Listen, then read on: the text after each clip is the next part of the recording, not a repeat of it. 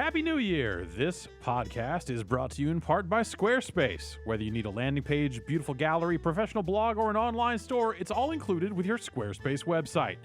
Start your free trial today at squarespace.com and enter the offer code BOMBCAST to get 10% off your first purchase.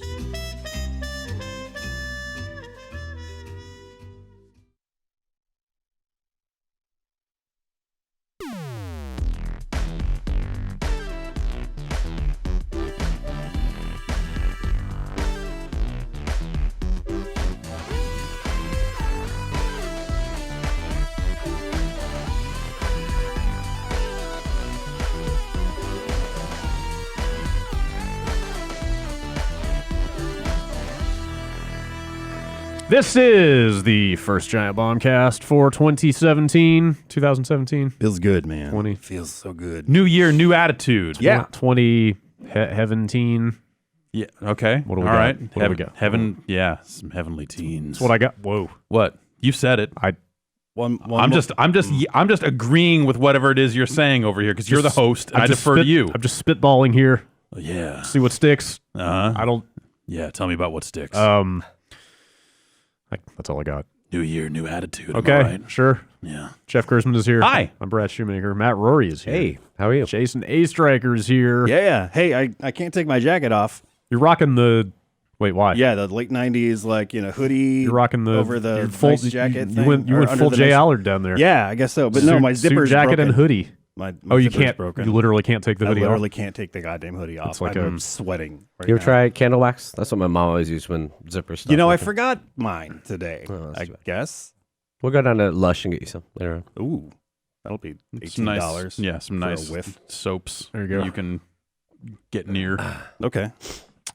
Who is not here is Everybody. Drew Scanlon, who's still on vacation. In Japan. Yeah.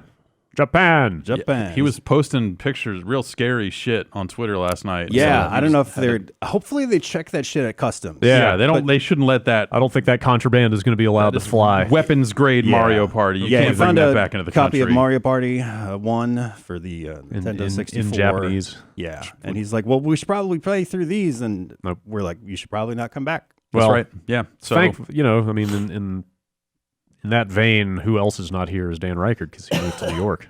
right. So yeah. he can't make us play Mario Party. That's anymore. right. It's a new year. He can make them play Mario Party. It's a Exiled whole life. Dan and Drew to Maybe we different should- parts. Maybe we should make Drew send that cart to New York because he can make them play it. Oh God.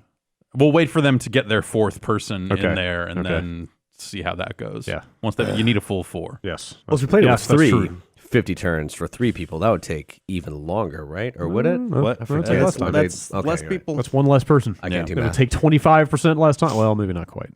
Something like yeah. that. This, yeah. I don't know how math works in 2017. Yeah.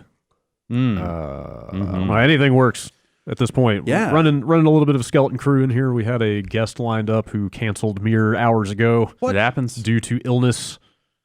A lot of that going around. And yeah, you're sniffly. I'm okay. Yesterday feeling- was rough. I'm feeling a little something going on in my throat. Great. Myself. Awesome. I What- feel awesome. I'm what is really the- happy yeah, to be in this let's room just- with you all. Let's just gauge what is the ambient level of sickness in here.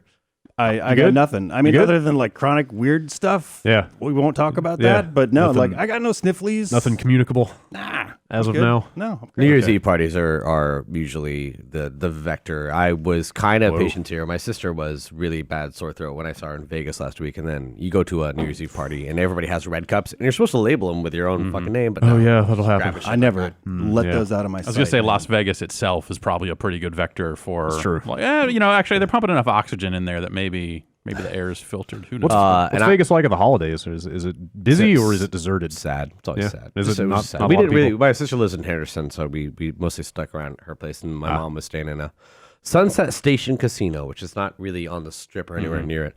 So we just kind of it's a bunch of old people smoking. That can be good.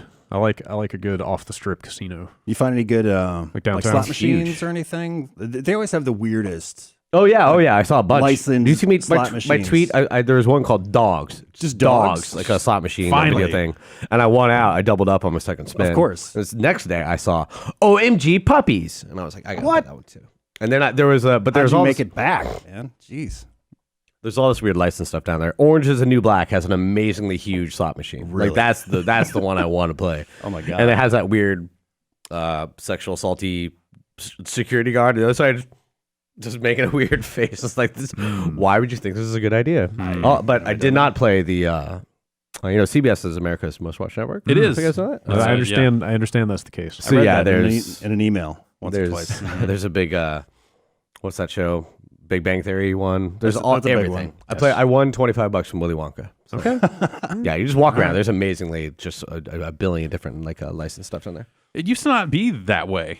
I remember when I first started going to Las Vegas, it was like 92 or something like that. And I feel like it was just maybe starting, but like Wheel of Fortune was like the biggest thing going. And you're like, dude, they fucking made a slot machine based on Wheel of Fortune and it makes the noises. Also on CBS, America's Most Watched. I think Syndicated. No, they Syndicated. have ads for Wheel of Fortune, like the number one game in gaming history in Vegas. I thought that I think Wheel and Jeopardy are on ABC around here. Yeah, At least here were. they are on ABC. Yeah. Wheel and Jeopardy. I was thinking of Price is Right. Yeah, Price is Right is Rory, your an hands. institution. Oh, sorry. I'm sorry. Price is Right is a fantastic show. It's not bad. I've not seen it In the much in the Drew since- Carey era. Yeah, since Bob Barker stepped away from the show. Well, I knew a it few seems people. I knew a few people left from my old job, and apparently, if you get a job at if you get a job in gaming, like gaming, Like casino gaming. Yes. that Yeah. is big money.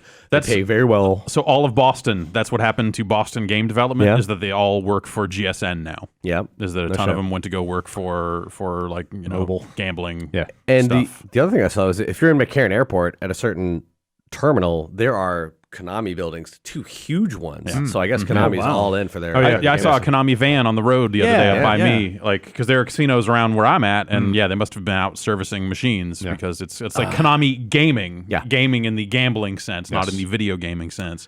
Yeah, but apart from that, I'm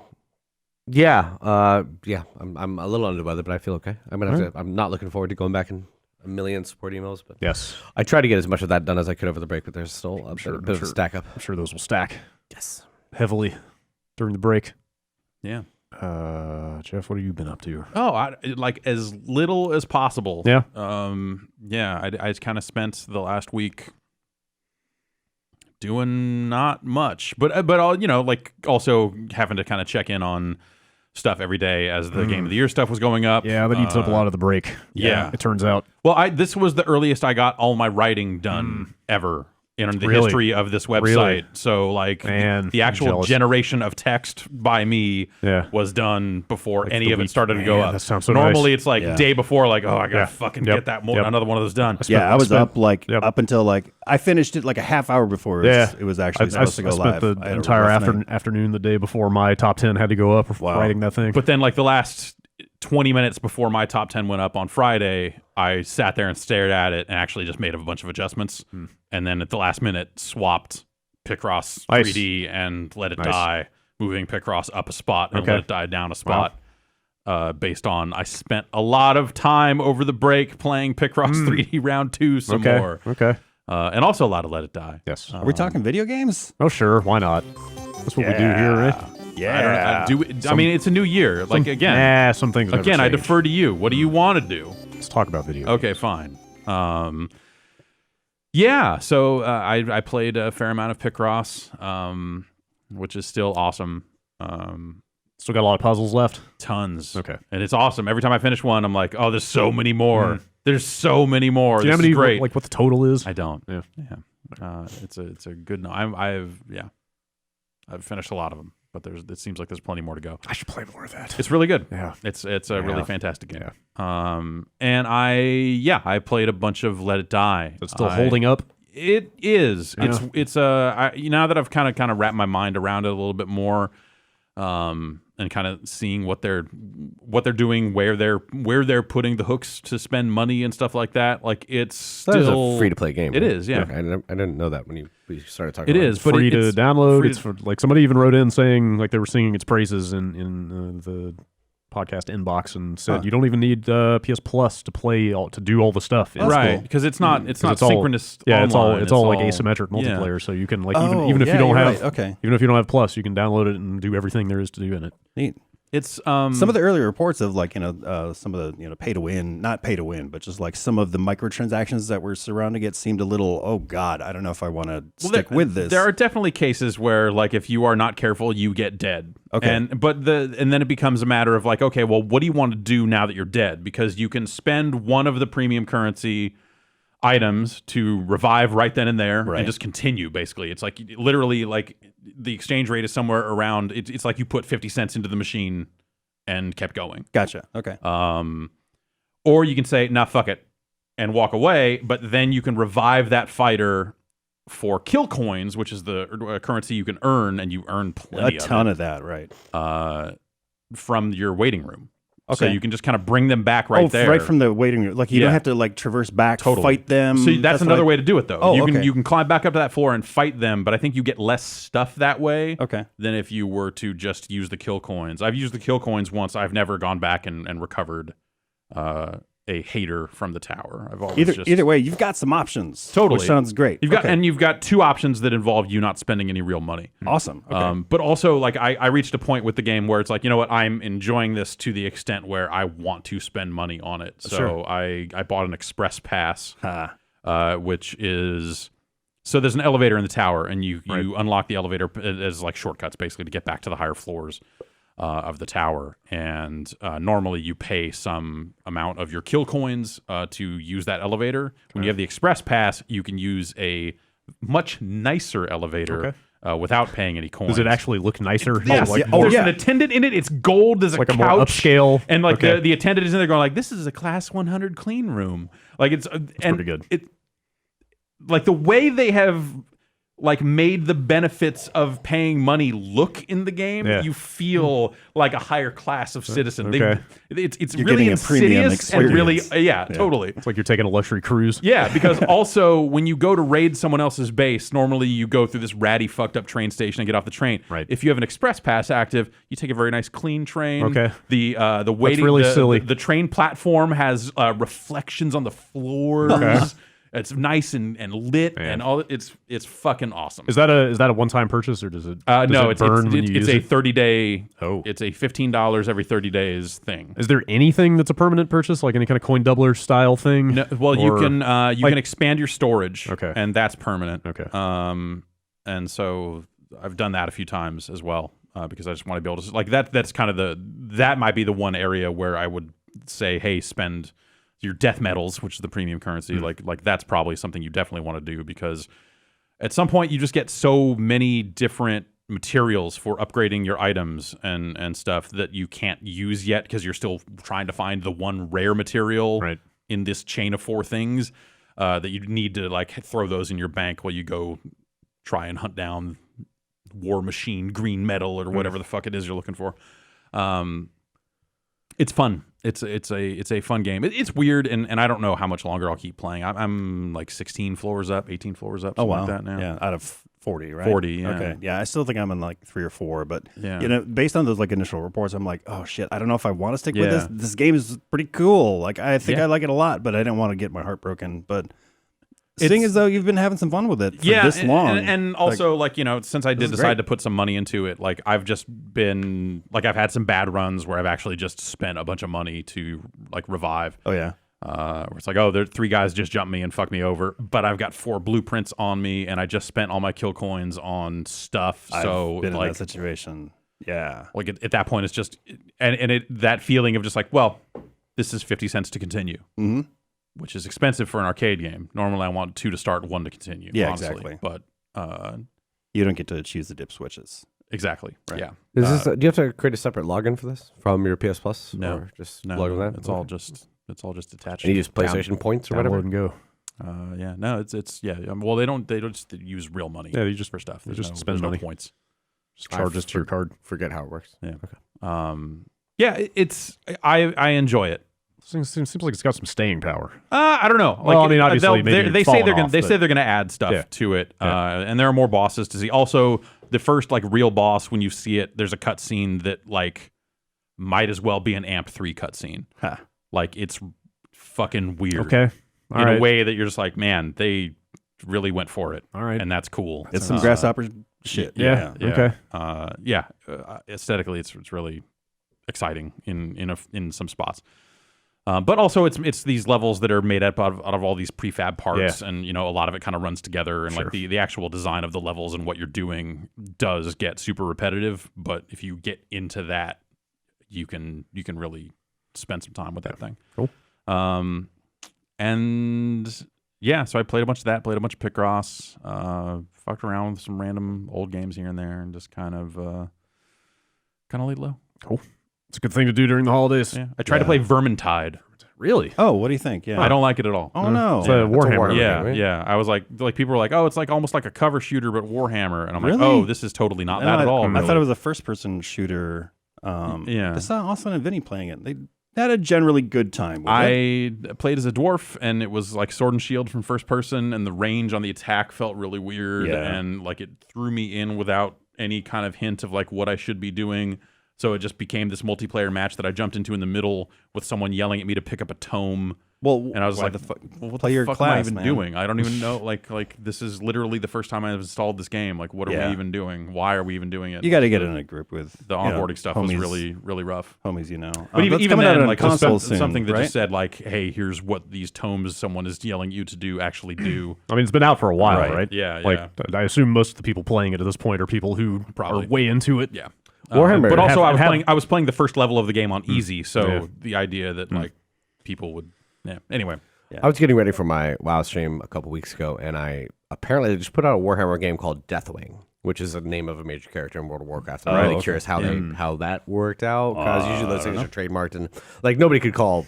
If you called the game Warhammer Illidan, they'd fucking sue your ass to the next level. But yeah, but Deathwing is probably generic enough, and I bet they've used Nobody it can somewhere own else. Deathwing. I think it sounds like they made a game like this like 20 years ago or something, and now they put out a new one. But This seems like something that could go the other way, and actually Maybe. Blizzard stole the word Deathwing from. It wouldn't be the first fucking Warhammer thing that you would look at. They go like, oh, Yes. But yeah, apparently that game just came out like I want to say like December 22nd or something like that. Some weird release date, like right at the end of the year, kind of buried. But I don't know. I have no idea what it is. They also Warhammer games, people like them. There's a lot of them. Yeah. Then they lose the tabletop people lost the Warhammer license, right? Like Games like Workshop. Games Workshop, I thought that they had the license. They just started being a lot more liberal with who they let work with it. That sounds Games right. Workshop shop is the one who owns Warhammer, right? Yeah. And then the tabletop people, I thought, lost the license Is to that- make Warhammer games. It sounded like something that happened. I recently, figured but that I'm was not- just Games Workshop. I didn't know that was sure. a separate company. Oh, wait a minute. This is that Space Hulk game. Oh, Deathwing is the Space Hulk game? Deathwing. Oh, Sorry, okay. I got Oh, that totally because I mixed was up. going to mention Space Hulk and say, hey, they also put out that new Space Hulk, and then I looked and it's the game you're talking about. Hey, I got totally mixed up. I played What a is fair Space amount Hulk? of Space Hulk. It was Space Hulk. Wait, the new one or the old one? Yeah, so that's the thing. I've never played that thing, but I've seen a lot of people talk about it. Well, It I think there are a couple of different. So I played it on the PC Okay. in the 90s. Now, is Space Hulk and a it was- Warhammer thing, or is Yeah. that something? Okay. I believe so, but like I'm looking at it on Steam right now, and it doesn't say Warhammer. Way down in the description, it says Yeah. Warhammer 40K, I think they at some but point, certainly not in the title. At some point, I sure every they game should is probably actually take- probably a Warhammer game at this Yeah. point. With the way they've been licensing that shit out, like just to quit middling or mucking up the brand, I guess. Oh, okay. Not necessarily that they're putting out like bad games, but like they're all over the place as far as like genres. Oh, I got it. So. In the game, Warhammer 40K Glittermitten Grove. in the game, you take on the role of a space marine. Okay. Oh. Yeah, it was. So that DOS game was like, it was like I guess it was a first person thing. Man, it actually has Space been a Hulk? while. Yeah. I think so. Yeah. Yeah, And I've it never came out on s- the 3DO, and I want to say that game was Yeah. slightly different, but I never played it on 3DO, so I don't know. I was too busy playing Guardian War, Star Control 2, Way of the Warrior, Sure. Return Fire. You want to know what I actually did during the break? Neuro Dancer. Is at one I spent like a few hours walking around my house going Shaky Jake and just laughing to myself like a fucking maniac. And my wife was like, "You're fucking losing it." Like Shaky Jake. And it was just, that's actually, I think that was Thursday. Is he's not the one that does the. Lost my mind. He's on got the fucking Thursday. pool cue. Okay, who's the guy that does the finisher with the breaking their back over his knee? So Major Jax. Was the guy's the Jax. military guy? No. Major Scorpion. Major Briggs. something. Major Jackson Briggs. Wasn't Major Payne, was it? Probably. It could be. The quality of Way of the Warrior would dictate that Major Payne would be a name they would come up with, Sure. but I don't know. I don't know. The finishers in Way of the Warrior were too hard to do. Yeah, I think I remember that. Even just the moves. I didn't play much of that. Yeah, just the responsiveness of the controller was awful. You know, I never tried, because they had that like 6-button controller that came with like a Super Turbo on the 3DO. I wonder if that would make Way of the Warrior amazing. I want to say, well, you know, because you can No. You can play 3DO games without 3DO controllers or even a 3DO these days. Yeah. And that is using a better controller doesn't actually seem to help. work. Like there's just a real responsiveness problem with, like, I don't know how many times it's polling the inputs per second or whatever it is, but you push stuff and nothing happens a lot in that game. Yeah, I remember when we did that 3DO stream a while back. Like that game playing Way of the Warrior and just going like, whoa. Like that game was shit then. That's not even something that's like, oh, it aged so poorly. Yeah. Like that was a game prior to release. I remember seeing that at CES and being like, fucking awesome. They're making it's like Mortal Kombat. Right. But for the 3DO, we got to get a 3DO. Yeah. And me and Ryan McDonald playing that game for a lot of time and walking away from it going like, oh, you know, it's when it comes out, maybe it's early. Sure. And then it coming out and just being like, oh, this is fucking awful. This is this is atrociously bad. That was pretty bad. Pretty bad. Wow. And then it aged even worse than that. That's the 3DO for you. Yeah. Yeah. And then damn it, something came out like super late this year that I installed and tried to play, and I can't remember what it even is now. Like a new release? Yeah. It was something that like on Steam? Yeah, it was something that was on Steam that like came out like the 26th. I could look at Steam. I mean, I don't know if we have that kind of time, but yeah, so I got nothing but time. Yeah, I played through the game formerly known as Frog Fractions 2. Yeah. As well. Damn it, you're cannibalizing my news. Yeah. Because there's so little this week. Yeah. I guess we could just talk about it now. Yeah, so that game came out. Yeah. We have what do we call it? Glittermitten Grove. Like that's the name? There are so many news stories and so many other things out there with the name of the game. Like the idea, like I don't think there's anyone out there that is still trying to live the ARG life of trying to determine what the name of the game is. Well, it's just that I still see a lot of people refer to it as Frog Fractions 2. The thing is it's the follow-up to Frog Fractions. Yeah. But in that original Kickstarter, it even said the game will not be called Frog Fractions 2. Yeah. And there's a good end of credits bit that I'm not going to say in specifically say right now that is a good nod to that. But it is Glittermitten Grove is I guess the name of that game. All right. Let's go with that then. And I like it a lot. We have a podcast up in the Giant Bomb Presents feed. Yeah. We had Jim Crawford, who made Frog Fractions. We had him in a few weeks ago now to talk all about it. I had finished the game at the time of recording. Yeah. And so we talked about a lot of the ARG stuff that they had been doing in the run-up to release, and then just about the game itself. Hey, good on you for holding the secret, too. Like, you didn't even tell anyone in the office, really, unless they like super... Dan was the only one who was like, yeah. just fucking tell me, and then... Just give me the build or whatever. But yeah, you had it, before the game was actually like implemented into Glittermitten Grove, right? Right. So that's the awesome, weird thing about it, is that like that game came out on December 13th on Steam, and at that point, none of the Frog Fractions stuff was in it. Yeah. And that got patched in. So that got patched in at the end of the ARG. So basically, the ARG led up to this moment of someone inserting a key into a device and turning a switch and pushing a button. A physical button that they got in the mail that had a Post-it note that just said FF2 launch on it. And all that ended up not happening till like a couple days after Christmas, right? Yeah. It was like the 26th or something. Yeah. It was like the day after. Anyway, so that button got pushed and the game got patched shortly after to put all that stuff in it. And then it did not take long for someone to like piece it together. We were sitting there looking at that game the week before though, and it had like one user review on Steam. Yeah, and that user put up 2 like Let's Play style videos on YouTube, and I'm sitting here now wondering if that person was in on it from the start or not. I just don't know. Yeah. Because they were very like earnest videos about like here's how to like kind of in depth because it's what's the shell game? It's like kind of a strategy thing. It's kind of a strategy like base building thing with fairies, and they are in a forest, and there's some like novel interesting mechanics in that thing, and that actually that whole thing, what I would say about it first and foremost is that there are a ton of really good ideas throughout that thing that you're just like, man, maybe like if they flesh this out into a full game on its own, it might not be a great game, but boy, I'd sure like to see someone try and do that. But It's the Glittermitten Grove, the game around the game, I guess. The wrapper, the shell, whatever you want to call it, has so it's about like, you know, you're collecting sun energy using these prisms that you're hanging from trees, and then it's modeling some amount of sunshine and shade from the tree branches well enough to where like, oh, I need to actually chop down this part of this tree because it's blocking my collectors. That's cool. And there are neat ideas like that throughout this whole thing. Do you know if that thing has an end? Can you finish that game without ever getting to the? I don't think. I think that's the sort of thing. Like if you spend a long time with it, you maybe realize like how small the map really is. Okay. Like it is kind of built to drive you to the thing. Okay. And then the thing is. Well, yeah, I mean, you know, I think it's worth playing, but also I think it will end up being pretty divisive. It's kind of seemed that way from what I've seen. I haven't played it yet, but I've seen pretty mixed feelings on. I like it a lot. I think it'll come down to, you know, like the first game, it's built on references and like forms of homage to different games, but also there are a lot of unique ideas in there as well. Like a fun weird twist on chess. With a Final Fantasy-like twist that you're like, this is fucking crazy, and I would like to see maybe a little more of this. I don't know that it would become my favorite game in the world, but I would like to see someone try to play this at a very high level competitively.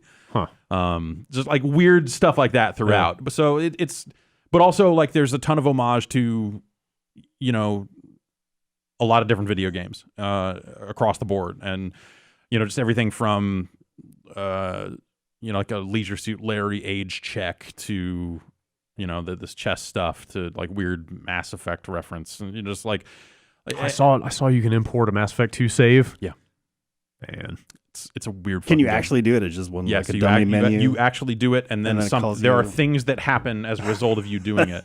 That's crazy. That's pretty cool. That's nuts. That you can't. Yeah. Anyway. I don't want to necessarily talk too specifically about it because that game is really about surprise.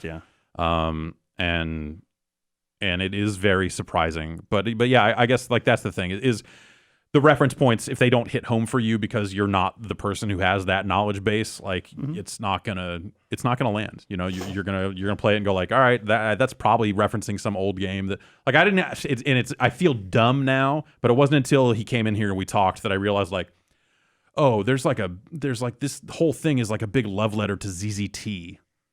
Which is Lost on Me. It's my favorite DOS game. It is like Tim Sweeney made it. It's like Epic's first release or whatever. It was like pre-Jazz Jackrabbit. Yeah. Oh wow. It's all like ANSI graphics, right? Yeah, and it's like an adventure creator. Like people made modules for it, and so I had one friend who was super into ZZT.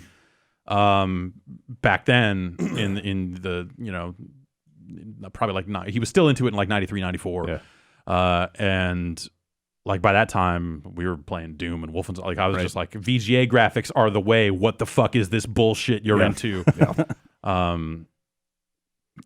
So, but yeah, there's a ton of like really awesome things going on in that game. I really, really did enjoy it a lot. Yeah, I still want to see it. Is it bad that I'm kind of bummed that ARG happened? Because like think about what it would have been without the ARG is that game would have come out, and then like let's say he still went with the plan of like withholding the Frog Fractions portion for a week or two. And just like quietly patched it in, although maybe somebody would have noticed the size of the patch and went like, that's weird. That's gigabytes of stuff being patched in. It wasn't gigabytes, or was of stuff. Was it not that like much? 200 megs or something. Oh wow! So they probably could have gotten away with that then. So, like how long would it have actually taken for somebody to truly find that thing? I mean, if there had been it just zero... got released with zero promotion and did not have a publisher the way it does. Because you look at that thing knowing what it is, and you see, oh, there are telltale signs here of like this is definitely this thing, and the patch notes that went alongside that thing are like a dead giveaway. So that's actually how it got found out. So I joined a bunch of discords for game detectives, and there's been a Frog Fraction discord and all this other stuff that was updating faster than their subreddit and all this other stuff. So I watched this shit unfold in mostly real time. Yeah. Where someone joined that thing, like it was like people were like, okay, so the button got pushed, now what? And I'm just sitting here just going, It was really fun to watch that part of it. And then someone, like maybe an hour after that, someone just comes in there and goes, hey, I think this is the game, and says the name of the game, and then says it's published by Adult Swim, and it's this weird fairy game. Also, these patch notes just say fractions in them. Okay. And the word sparkles, which has been showing up throughout a lot of the ARG stuff. So that person said it, but it was like fucking midnight. So there was no one else there to go, oh shit, or no one wanted to spend the $20 to find out, or whatever it was. Right. So that happened, and I was like, huh. Like they're sitting here on it, and no one is following up. Like it's, like I don't. So I'm just sitting here just watching, and then by the next morning, I think that had gotten around a little bit and started to spread there in that channel. And I guess people that backed the game on Kickstarter, the process for them to get the game before the game was widely known was to go to, I guess, their Kickstarter account and send him a message and go, I think this is the game. And he says, okay, here's your key. Okay. But then that came with him saying, hey, keep it under your hat for now. Let it spread by word of mouth. Like, don't necessarily just get out there and blab it out. Which then it got really weird because then in that Discord, they started deleting the name of the game anytime anyone said it. Which is like, no, that... I was sitting there going, like, I'm pretty sure word of mouth means the people in this thing can know. Yeah. But like, and then people got really weirdly territorial. Like any good online community, it fucking spun apart for a while there. It just fractured because you had ate itself. Because you had some people that were like very into the ARG that were just like, oh, well, we launched the product and now what? Like, what's the end of the ARG? It's like, no, the end of the ARG was the thing launching. Now you get to play the thing. Yeah.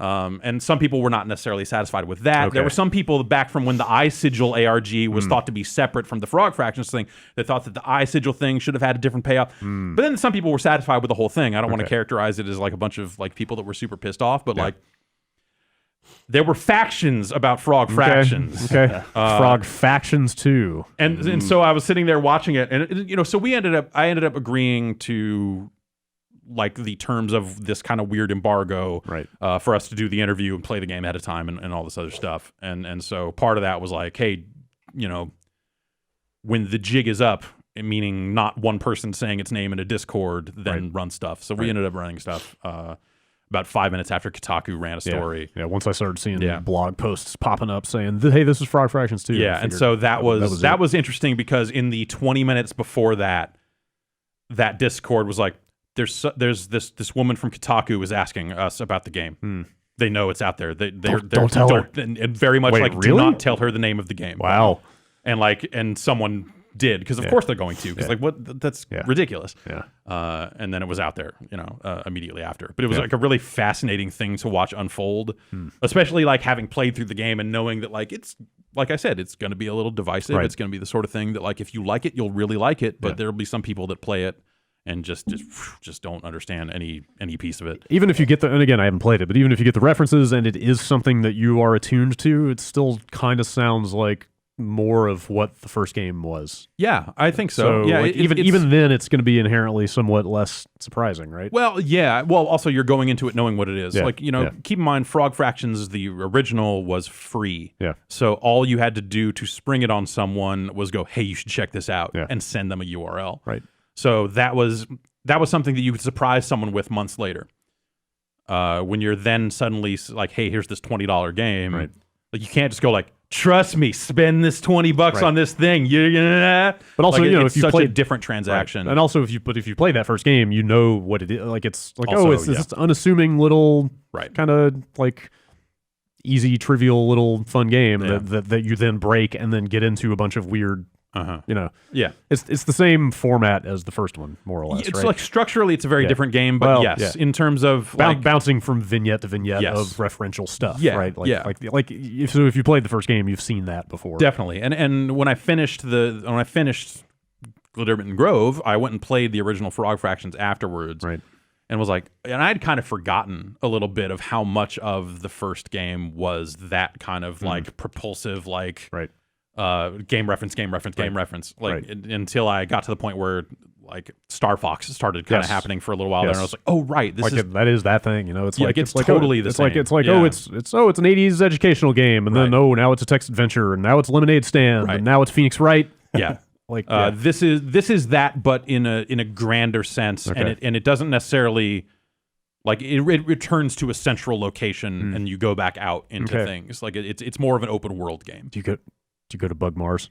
It's not really necessarily terribly connected to the events of the previous game. Events. Yeah. Though maybe Such the whole game were. takes place on Bug Mars. I don't know. Right. I don't know. Yeah, I just, the whole thing with the ARG is that if none of that had happened, nobody would have even been on the hunt in the first place. Right. You know what I mean? Yeah. And I kind of wish that had happened. Well, I mean, it was really weird. The very idea of like me sitting at home playing that game before it was out. Right.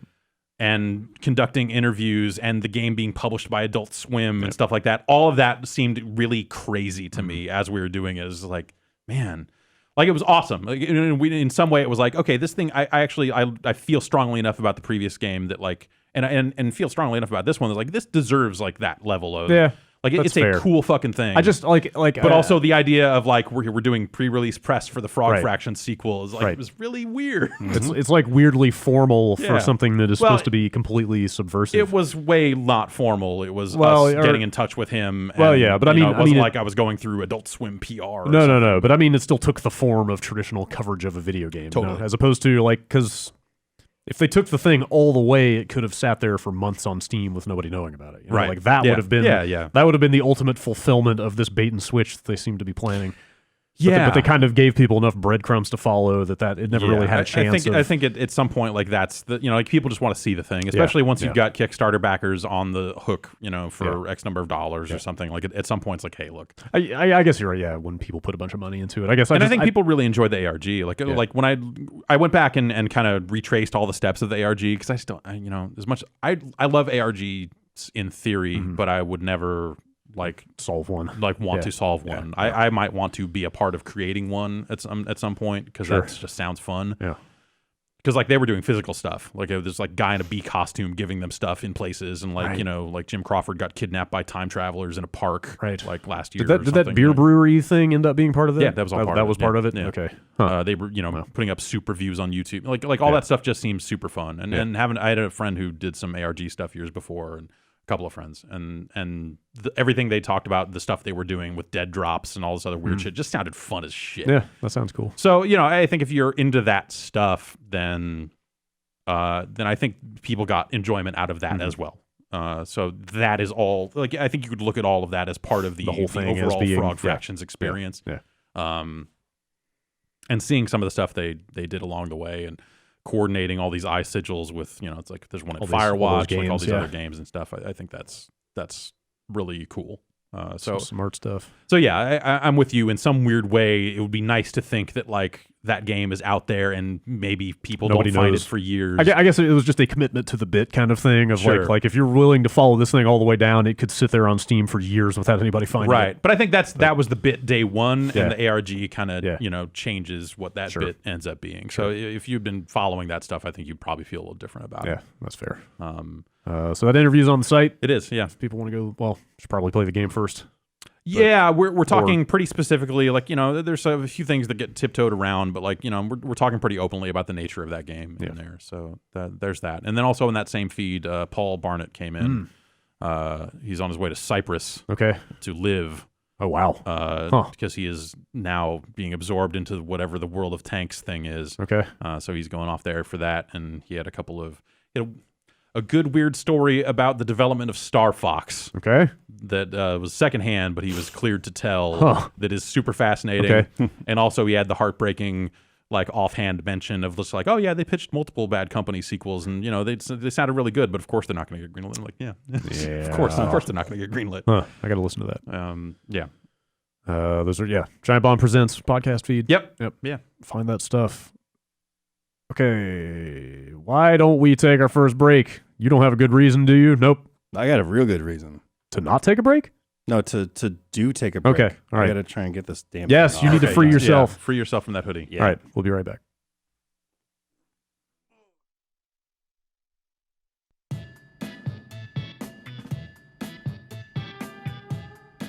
It might be a new year, but some things haven't changed. Yeah, like what? You still need to eat food. Do I? Yeah. But I was promised. No, I'm sorry. I thought we were post-food. No, we are glorious future. Mid-food. Oh, okay. We are in the middle of the food era in which people should, if they can, eat food. But some people don't have time to prepare food. No? They can't go shopping. They can't find the fresh ingredients. And sometimes they cut corners. Yeah, that is a problem. Yeah, that's where Blue Apron comes in.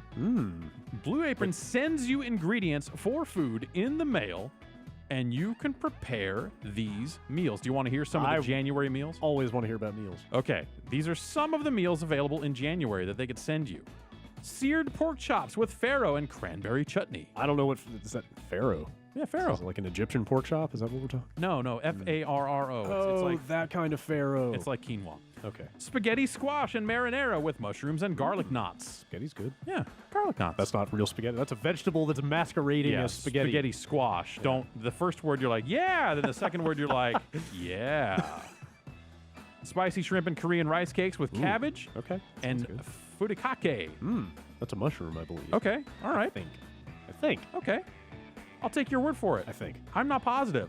But they will send those ingredients to you, and you can prepare it, because cooking together builds strong family bonds. Oh? It says right here that research shows that Blue Apron families cook nearly 3 times more often. Family that cooks together, books together? There you go. They're running, staying out there. Yep.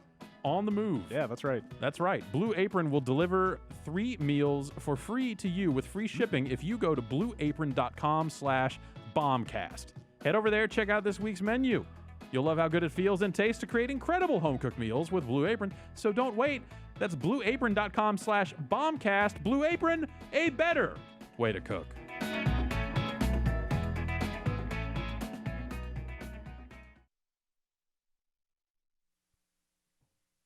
Rory, did you play any games that you'd like to talk about? I was, again, pretty mobile this holiday break. I went to Christmas with my girlfriend's family, which we crawled out of at like 5 in the morning. And then we went to Vegas, which entailed... So my mom decided to go to Vegas to see my sister, and it was a last-minute kind of decision on her part. And then I had to wind up buying tickets for me and my girlfriend. So we wound up... I was trying to find something that wasn't $500. Yeah. Wound up getting $400 round trip for both me and my girlfriend, but I had to go through Spirit. And I had to leave to go there at like 6 in the morning, and leave to come back at like 6:45. And they picked you up like in a hang glider. Yeah, to go. There's right? the Spirit. It's amazing. Spirit Air. Yeah, it's amazing going through the checklist. Like, are you sure you don't want to check? We just brought backpacks and no check bags, and not even carry on. They charge you like $58 for carry on or something. Wow, it's insane. Wow. But so I was mostly mobile. So somebody wrote into the Giant Bomb support line saying like, I can't get past Bejeweled Stars level 121 without paying money. Like, I want you to tell me how to get past it. Like, I don't know, I don't want to play. I kind of want to play a new Bejeweled game. So I played a bunch of Bejeweled Stars. And then did you answer that person's question? I just said, hey, we don't publish that. Okay. Go to EA. Okay. I was kind of hoping you played up to that part to figure it out and then actually gave them some help. And then after that, beyond that, I played a fair amount of Final Fantasy 15. For Christmas. So cool. How's that treating you? So far, I'm in such a basic combat mode where all I can do is like swing a weapon and target on, and beyond that, there's not much to do. It seems really chaotic and a little confusing. But then Final Fantasy 12 was the same way until you started unlocking. I hope there's some kind of way to command. I know there's a way to. Have you guys played any of it? Yeah, it's a few hours. So you can command your other teammates to do like one thing. Yeah, like to do their kind of special like co-op attack. But beyond that, it seems like they just run around doing fuck whatever they want to, and that seems a little chaotic to me at this point. Run around and fuck whatever you want. Ooh. How far? What chapter are you on? I'm literally chapter 1, I guess. Okay. I'm in that desert place, and I did a few starting hunts, area, and I went to the dock, and they told me the dock wasn't working, and that's as far as I've gotten. Yeah, combat's definitely a little like frantic at first, but after a while, you start. I know. I'm expecting it too. I mean, feel for it. Every game like this, always doing things that you actually meant to do, and you know. Yeah. So I'm hoping to play more of that over the next couple weeks. Yeah, I want to go back to that game, but like I've said before, I might as well wait until all the stuff that's coming gets put in there, extra story stuff. You're not in any rush to see it or anything. Yeah. Maybe I'll put it on the back shelf then. PS4 Pro support and stuff. But yeah, that was do you have a PS4 Pro already? Yeah. Okay. But that was one thing I got for Christmas. The other thing I got was a gig SSD. So I just got it. Terabyte? Yeah, a terabyte. Okay. Yeah. No, the one gig. Wow. 1 gig SSD would go very far. No, a terabyte SSD. So I'm looking forward to popping that in. Nice. And, what kind did you get? I keep Crucial. I want to say. I keep looking at them. Christmas gift. Okay. Pretty sure it's Crucial. And then I got a new Kindle. So that was pretty good. Oh, I got my girlfriend. I felt bad. I don't know. Are we gone to games now, or do you want to talk about what we got for Christmas? Yeah, That let's sounds go. good. Whatever you feel like bringing to the table. I felt bad afterwards because my girlfriend likes to cook, and I got her a Jewel, like one of those sous vide cookers, which you've never had before. Oh. Okay. Oh man, I'm like, you finally proposed? get some chicken. Yeah, I know. But then beyond that, I got a couple monitors too. So she's setting up her gaming PC with 2 new monitors. But What kind of monitors you rocking? I got some Dells for her. They're like 1080p. They're nothing too fancy because Sure. she still has an older video card that she needs to upgrade to. And Yeah, I have a that's 4K monitor, and I still mostly play everything at 1080p. Like it's not worth the frame rate hit on my 970 to knock anything up beyond that. Warcraft's the only thing I play at like 1440p. So Those Dell monitors are built to last. they are. I She am was still- still using my the one from like 2005. Yes, I am still using that one as Yeah. well. It is an 11-year-old monitor, still going strong. At this point, I've seen somebody over at GameStop has one of those like curved G-Sync, or maybe it's not the ROG that Asus does, but I've heard so much amazing stuff about those Asus ROG G-Sync. They've got a few different ones. $1,200, Yeah. but it sounds man. If I can, I don't want to because they make one that's not curved. Also, They make a bunch that are not curved, that- actually. that hear the still curved ones are are pretty cool. 144 hertz Yeah. and stuff. That like I'm starting to like that's kind of the last thing since I built that PC or since we built that PC. They've got one with like an HDMI out as well, like a pass through, which is really, really cool for neat. streamers and gamer. And, well, yeah, anybody's doing like competitive gaming, like you don't want to split that signal, right? Right. So Oh, yeah, you actually sure. go to the monitor first and then output to whatever. That's graphics card cool. you need. But apart from that, I barely even had time to log into WoW. Just kind of, I started a little more Starbound, and I got far enough in Starbound to like figure out the controls.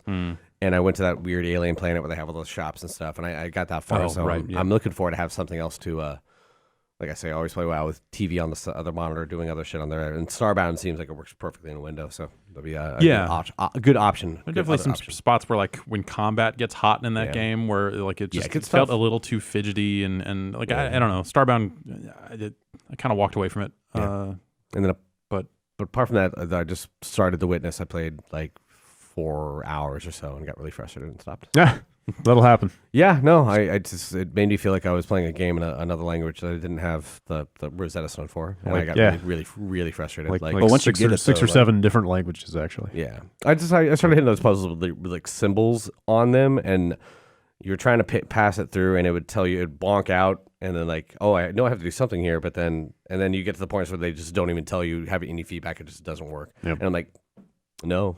It's a lot of trial and error until you figure out the rules. That's the problem I had with it, because I was going Okay. through I think I trial and errored through the easiest part of the new puzzles with the symbols on it, and I kind of got through it by trial and error. And by the time I got so to you the hard didn't ones, actually learn the I lesson didn't know as you were doing it. Yeah. So that really, and then by the time I got to the point where I just couldn't figure it out, I didn't know where to go back to find the earlier ones. So that game was really frustrating. If you're not down to like intuit the rules from, like I said, a bunch of trial and error and stuff like that, I don't know. I got time for that shit. Later parts of the game may not be for you. Because there's a lot of that. Early parts of the game are not for me, as Okay. far as I can tell. So I just don't have that lateral thinking kind of thing going on anymore. I burned that part of my brain out. That's about it for my break time gaming. Yeah, Jason, cracking yeah. anything new? Yeah, a little bit. I mean, mostly I just tried to spend time with family and stay off social media as much as possible. That's the 'cause thing it to do. Fucking infuriates me. But I just wanted to play like after the podcast stuff. I realized that I really only played like halfway through of Oxenfree, and I need to finish that. And that was the first thing that I did before making my top 10 list. Yeah. And I'm really, really glad that I thought you were gonna say before I made my next God Eater character. Start from scratch. Let's go. No, God, I didn't play that at all, did I? Nice. No, You finished it, right? You're done. You put God Eater to bed. I'm never finished, man. You ate all the gods, Dude, so that there were to eat. So much stuff opened up after I beat that Uh-oh. game. Anyway, so the Oxenfree stuff, I'm the former, Telltale, creative stuff, writing that game, and it feels like it totally. There's some, very weighty choices in there, so much that it's like, oh shit, I don't want to make the wrong decision here. I should probably go check a FAQ or something, Yeah. and I stopped myself. I did not do it, and I'm actually thankful that I didn't do it. So after you beat the game, and I don't think it's much of a spoiler to say that there's some like time bending stuff involved. So it gives you a reason to like replay the game. So if you did choose things that you perhaps didn't want to, or wanted to see a different outcome, you'll have the opportunity. Okay. So it's not a situation where you beat the game and you can just kind of jump back to a different chapter or something like that. So I was worried that I was gonna like miss out on those opportunities. But yeah, totally cool. The ghost stuff is really spooky. Did it make the list? It did make the list. Yeah, I forgot where it ended up at, but yeah, mid or a little bit below. I liked it a lot. Yeah, I thought the writing was really, really good. You know, the teens are represented really well. You know, they're kind of shitbags. You know, they're kind of like disaffected, fucking snarky. As teenagers often are. Yeah, it was convincing. You know, there was a few moments where it's like they're in this really like supernatural kind of scary situation, but they're still like cracking jokes and stuff. But I don't know, maybe teens would really do that in that kind of situation. But I don't know, it felt really good. And I want to play through it again to see some of the other stuff for sure. But other than that, dude, Odin Sphere. Like, I just wanted to play something that just like really made me happy. And Odin Sphere totally makes me happy. That was a game that I kind of missed out on back in the PS2 days, and went back to it later on. I'm like, shit, this is my jam. I had a moment last week where I was eyeballing the sale price copy of Odin Sphere sitting in the PSN store. It had not gone on fucking sale. Yeah, because I think it this up. was $60 when it came out, right? Yeah, it was full price. $60, so and it's not 30 across on the sale. Yeah, it was, and it wasn't cross buy or anything like that. So I was desperately needing a sale because I'm a poor motherfucker. I got a kid. So yeah, I jumped on that right away and immediately started playing through. So I'm about like 20 hours in, I think. So I really like the game. I like the improvements, to the inventory management and stuff. And I don't know, it got me into a Vanillaware kick. So I booted up like Dragon's Crown as well, and I got Muramasa Rebirth on the Vita. So I'm gonna play through some of that. Just then, huge Vanillaware kick. Yeah, and it's made me super hungry because in those games, man, they depict food. Yeah. Unnaturally do some so. eating in that game. Yeah, for sure. A lot of things depicted unnaturally in some of those games. What are you talking about? It's turkey legs. Yep. Some of those. Yeah. Some other anatomical parts. Yes. Yeah. Does Odin Sphere hold up for you? Like it doesn't, because I know that's like what, PS2 era? It is. Like it doesn't feel super dated. I mean, they redid a lot of the UI stuff, right? Or kind of streamlined. Some of that for the most part. They gave a bunch of characters some new skills, so they feel a little bit different than how they used to play. Because they were kind of, honestly, they were a little samey in the first game. But they made them a little bit better. Yeah. Now, so controls well, looks fucking great. Yeah, I dig me some Odin Sphere, and I'm actually like paying attention to the story and stuff. It's written well. Excellent. Good games. Excellent. Good games, man. Speaking of going back to old stuff, I played a bunch of old games myself for one reason or another. I did that Extra Life stream. Yeah. Like 3 days ago. It was pretty good, I guess. I don't know. I watched a chunk of that and then watched it when I woke up. Okay. Yeah. How did the dark time go? How'd the nighttime? Man, I was really hurting from about 5 to 7 a.m. I went to bed and you were playing Dead Rising, and I woke up and you were playing Dead Rising, and I was like, man, this must have been a rough fucking night. It wasn't that bad. If you're still just playing this. If I had just been playing Dead Rising, I would not have made it through that night. Yeah, I bet not. No, I played like 4 or 5 other things in the between there. I got started so late that it got really bad. Like normally generally the strategy for me is like get everything ready the night before and then get up and just go. Right. So you're like as fresh as possible. Yep. We had all the Game of the Year stuff going. I didn't want to like start streaming while that stuff was still posting. Yeah. Had some YouTube problems, which pushed it back a little bit. So I had already been awake for like 6 hours by the time I started the stream. So I ended up being up for like 32 hours straight before the whole thing was over. Not good. I played through Modern Warfare Remastered prior to that stream, so I would have that epilogue level open for the stream. Oh, cool. Okay. That remaster is really good. Like it's like shocking how good that thing looks. Just how modern. Yeah. It's very modern. But they did stuff to it. Yeah, like it practically looks like a current game. Like you could barely tell just like looking at it that it's actually like a 9-year-old. So and you're like, okay, here's. So it's more playing it. Yeah, right. like the thing you had mentioned of like having to wait for guys to stack up on a door and breach it is pretty obvious. But even some of the contrivances of those games, like the whole. Like the number of times you get to a spot where it's just guys respawning constantly in every window and alleyway you can see until you push forward. Right. And granted, I was playing it through it on hardened for the trophy like an idiot, so that got a little bit worse. Yeah. Because of that. That's a bad way to play that game. Where it was just, at a certain point, it was like, all right, well, I just need to sprint for the next cover and hope I don't get shot on the way to make these guys stop spawning. Like that stuff feels a little dated. But still, I think it's still pretty good. Yeah. On the whole. Yeah. Did you join the remastered Mile High Club? Not on the stream. Okay. Definitely not on the stream. That got really bad. I intentionally held it back till like 2 a.m. just to. Yeah. The strategy was that it would just keep me awake. The rage would power me Okay. through, and Yeah. it really if one thing came to pass, it was that I did not get tired while I was playing that thing for like 2 hours. Well, all right. Yeah. And then I kept banging away at it after the stream was over for the next couple days, and I finally got it yesterday morning, and I was all excited, and I saved the video clip of the run so I would have it as evidence. And then the hard drive in my PS4 died like an hour later. What? Sweet. Yeah, it was great. And man, Pro or the PS? it was regular? the Pro, but Wow. it was a 2 terabyte drive that I've been using for like a little over 2 okay. years. Okay, it wasn't the stock one. No, it was one I had bought, which 2 years seems like kind of fast for a hard drive to Yeah, die definitely, like yeah. that. Still, what kind of situation does that put you in if that drive dies? So the PS4 really does not know what to do with a dead hard drive. Yeah. It does not know how to communicate that information to you at I all. bet, yeah. Like, holy shit. What did it? I was playing Hitman yesterday, and it just locked it, like hard locked, and I was able to like hit the PS button and go back to the kind of cross media, whatever. Yeah. And then that started breaking down too, where like certain things stopped animating, and then I couldn't do anything, but I could still use the controller and hear things moving around, Yeah. even though nothing was changing on the screen. Then even that finally stopped. If it was 2 years old, it might have happened during flooding in Taiwan, which caused a lot of problems for a lot of. There's a server company that does all these like graphs of which hard drives they buy and Yeah. how long they Backblaze. last. They put out a yeah. thing. Yeah. I do remember that flooding happening and people saying Yeah. like, "Oh, this is And going to hit there's- hard drive manufacturing really bad." There's one specific manufacturer that just like, hey, I guess our warehouse flooded, ship it anyway. Oh, wow. And it looks like because there's one, look at Backblaze and see if it Yeah, matches I'm up, actually 'cause curious to see now. There's a really interesting like big, it's just data. It's not even big data. It's just data. It's really interesting. Yeah. So like I rebooted the thing and then it like went to a prompt of like, hey, insert a USB stick with firmware 4.07 on it to reinitialize the PS4. Yeah. Holy Christ. And I was like, well, I guess this thing is toast. And then like, I won't go into it, but it was this long succession of like doing that over and over and having it error out in 8 different ways that never communicated like, hey, the drive is dead in this Right. thing. Which I finally figured out as I started swapping other old hard drives into it. Yeah.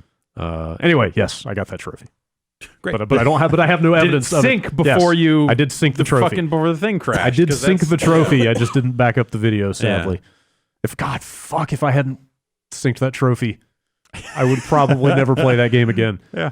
I would probably never bother to actually do that again. One of our moderators, Marino, talked about. He said he had a problem with FF15 where he played for like an hour and a half and it crashed and he lost everything and it doesn't autosave. I guess it only autosaves on certain like story beats or like resting or something like that. But if wow. you're just off doing random Just shit, side stuff. Ooh, it's that's like, hey, rough. yeah, I know autosaves should be every 5 minutes or something like that.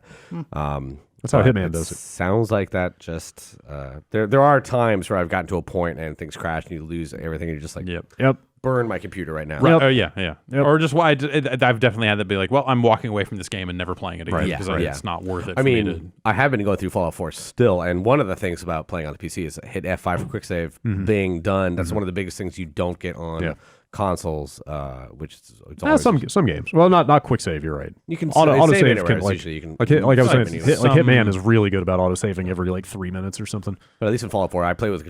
No, I do play on the mouse and keyboard. I don't know if it works if you're playing a controller, but a lot of games, even if they support controller, there's very few games that don't turns off the PC access or the keyboard access. But just hitting quick save, man, it's a big bonus. Yeah.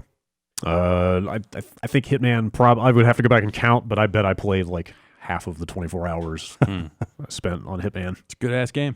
I got a lot done. I got a Nice. lot of. I might have hit 20 in Colorado or close to Oh, it. wow. And I almost hit. I'm like 19 in Bangkok now.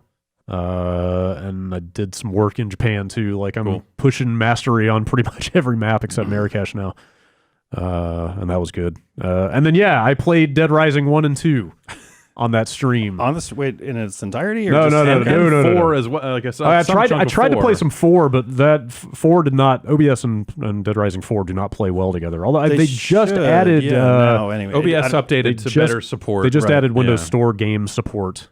Is that what we're calling them? Windows UWP games, whatever they're called. What you want to call them, but like I loaded up OBS and it took a big update, and that was like first thing on the patch notes was like added Windows Store Did you see support. the other thing in those patch notes? Like I wish so. I guess it only works on. I think it only works on Twitch. But they have text or they have speech to text live fucking captioning. Whoa. And all I want to do now is fucking turn all that shit on and stream and just see how it works. That sounds Because pretty it doesn't. I don't think it shows up in OBS. Like I was hoping it would just burn the fucking subtitles in or whatever. Yeah. As I was streaming wherever I was streaming, but it looks like it only works on players that have a closed captioning button on them, and I think that might just be Twitch for live streams. Okay, I don't mean to, the devil can hear me, but there apparently has been a lot of website ADA stuff going on, like America's Disabilities Act, and I know it's been going on at GameSpot. And I was talking to my sister's boyfriend who works for a big e-commerce website, so there's a lot of stuff going on with accessibility for people who. Like in GameStop, a lot of it's like text to audio, where if you have a page that displays a bunch of text, you have to have support for whatever the HTML hooks are for people to read it out. That's great. So it seems like there's a lot of action behind the scenes. I don't know if it's like, we live in Richmond. There's one dude who went around to every restaurant and would like measure things, and like if their handhold in the bathroom wasn't up to here, they'd sue you and cost you a lot of money for ADA stuff. So I'm assuming maybe that might be part of. Because a lot of game stuff right now is going through this kind of ADA compliance things, and like I doubt that like OBS is like beholden to that. Yeah, I mean that's not even it's not even a commercial product. Yeah, so the thing with video is if video has aired on television, it has to have captioning, but online stuff does not. I remember currently. Netflix was fighting that for a long time too, because they have hey, we didn't make these movies, you can't do subtitles. So I think they do it for all their own stuff now, but there definitely is some.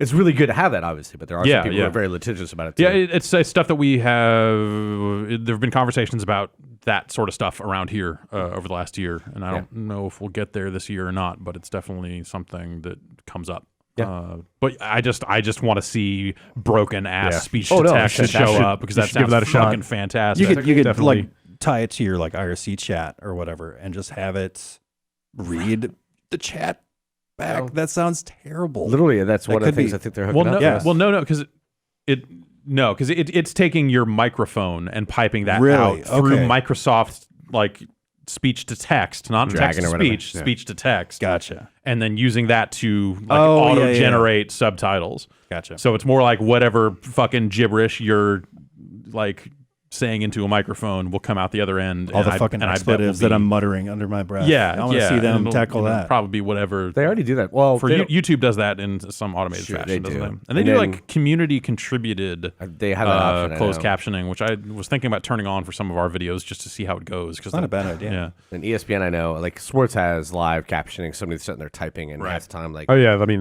captioning has had that for years and years. You cut to the commercials, are all perfect, and you go back to the thing, and like. You can see how fast somebody's able to type by how far the captions lag. I imagine they just use a stenographer keyboard or something, right? Probably. Whatever it is. I didn't see they had added that to OBS, but Dead Rising 4 did not stream well out of that thing at all. Not at all. But I had tested the PC version of Gears 4. I didn't end up streaming it live, but I tested it earlier, and that was fine. So I don't think it's all Windows Store games, just maybe Dead Rising. But I started new saves in 1 and 2, and now I'm questioning how I feel about Dead Rising across the board. Those games maybe haven't aged well. Yeah, that was. Yes, you're not wrong. Dead Rising definitely have not. Like super frustrating until you get to the point where you can restart it and have like a little bit of a boost. Yep. As much as I like the quirky aspects of those games, especially the first one, which is like at maximum quirk. Yeah. I had glossed over in my memory how frustrating and annoying certain aspects of it are. It's Dead Rising 1 is a game where people have figured out the ideal way to play it, and then they get all bent out of shape if you're not playing that exact way. Like, no, you need to go get these 4 fucking magazines and carry this. Yeah. I mean, that's how I played it in Dark Souls sometimes. People will fucking tell you. That's exactly how I played it when it was new. I found those magazines and stuck to them. You know, like I min-maxed my Frank West until I was just like an unstoppable bruiser. I never found that stuff until way later. So it's just kind of I fumbled through Dead Rising for a good long time. But at the same time, by the time I had stopped playing it, I wanted to keep playing it. Like the upgrade loop, the level up loop had gotten its hooks in me enough that I was like.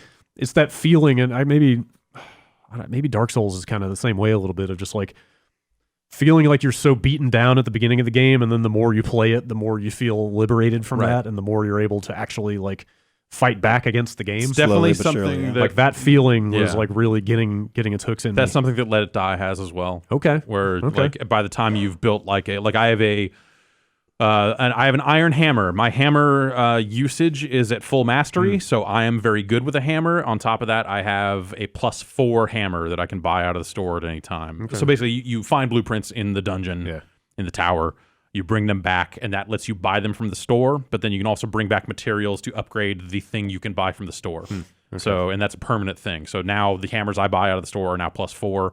I need to find something so I can level it up to kind of the lowest 2-star version of it. Anyway, with that hammer at full mastery and all this other stuff, like I can run through the first 10 floors of that thing if I wanted to. Areas that used to be like a huge pain in the ass. Like you're just one-shotting a ton of stuff, and it feels really good. Oh, that sounds all right.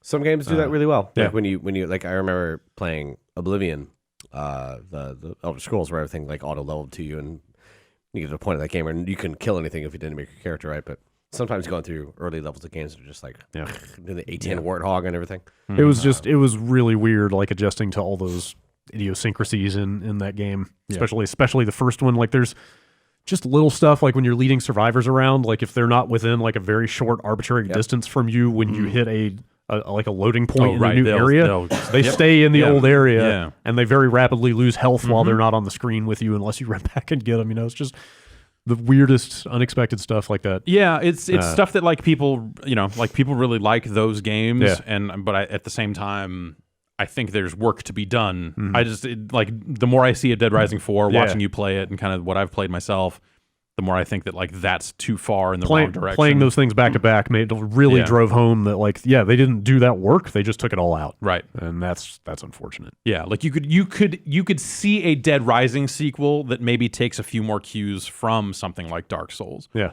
In how it kind of builds its difficulty. Sure. Or Dying Light. Maybe do something like that. Yeah, those are kind of I mean, there's probably something to be learned there too. But yeah, just to kind of rip it all out and just go like, have fun in the mall. Yeah. That's Yeah. At the same time, I could like playing them right next to each other. I could see how 4 is at least trying to recreate that format in terms of like, here's a mall, here's a bunch of stores with like goofy pun names that you'll probably remember going in. And we're trying to put at least one like cutesy or funny thing in each store that you find. It feels like satire of American culture by going into a mall has been done to fucking death in popular culture. Yeah. So I don't know about that part either. Yeah.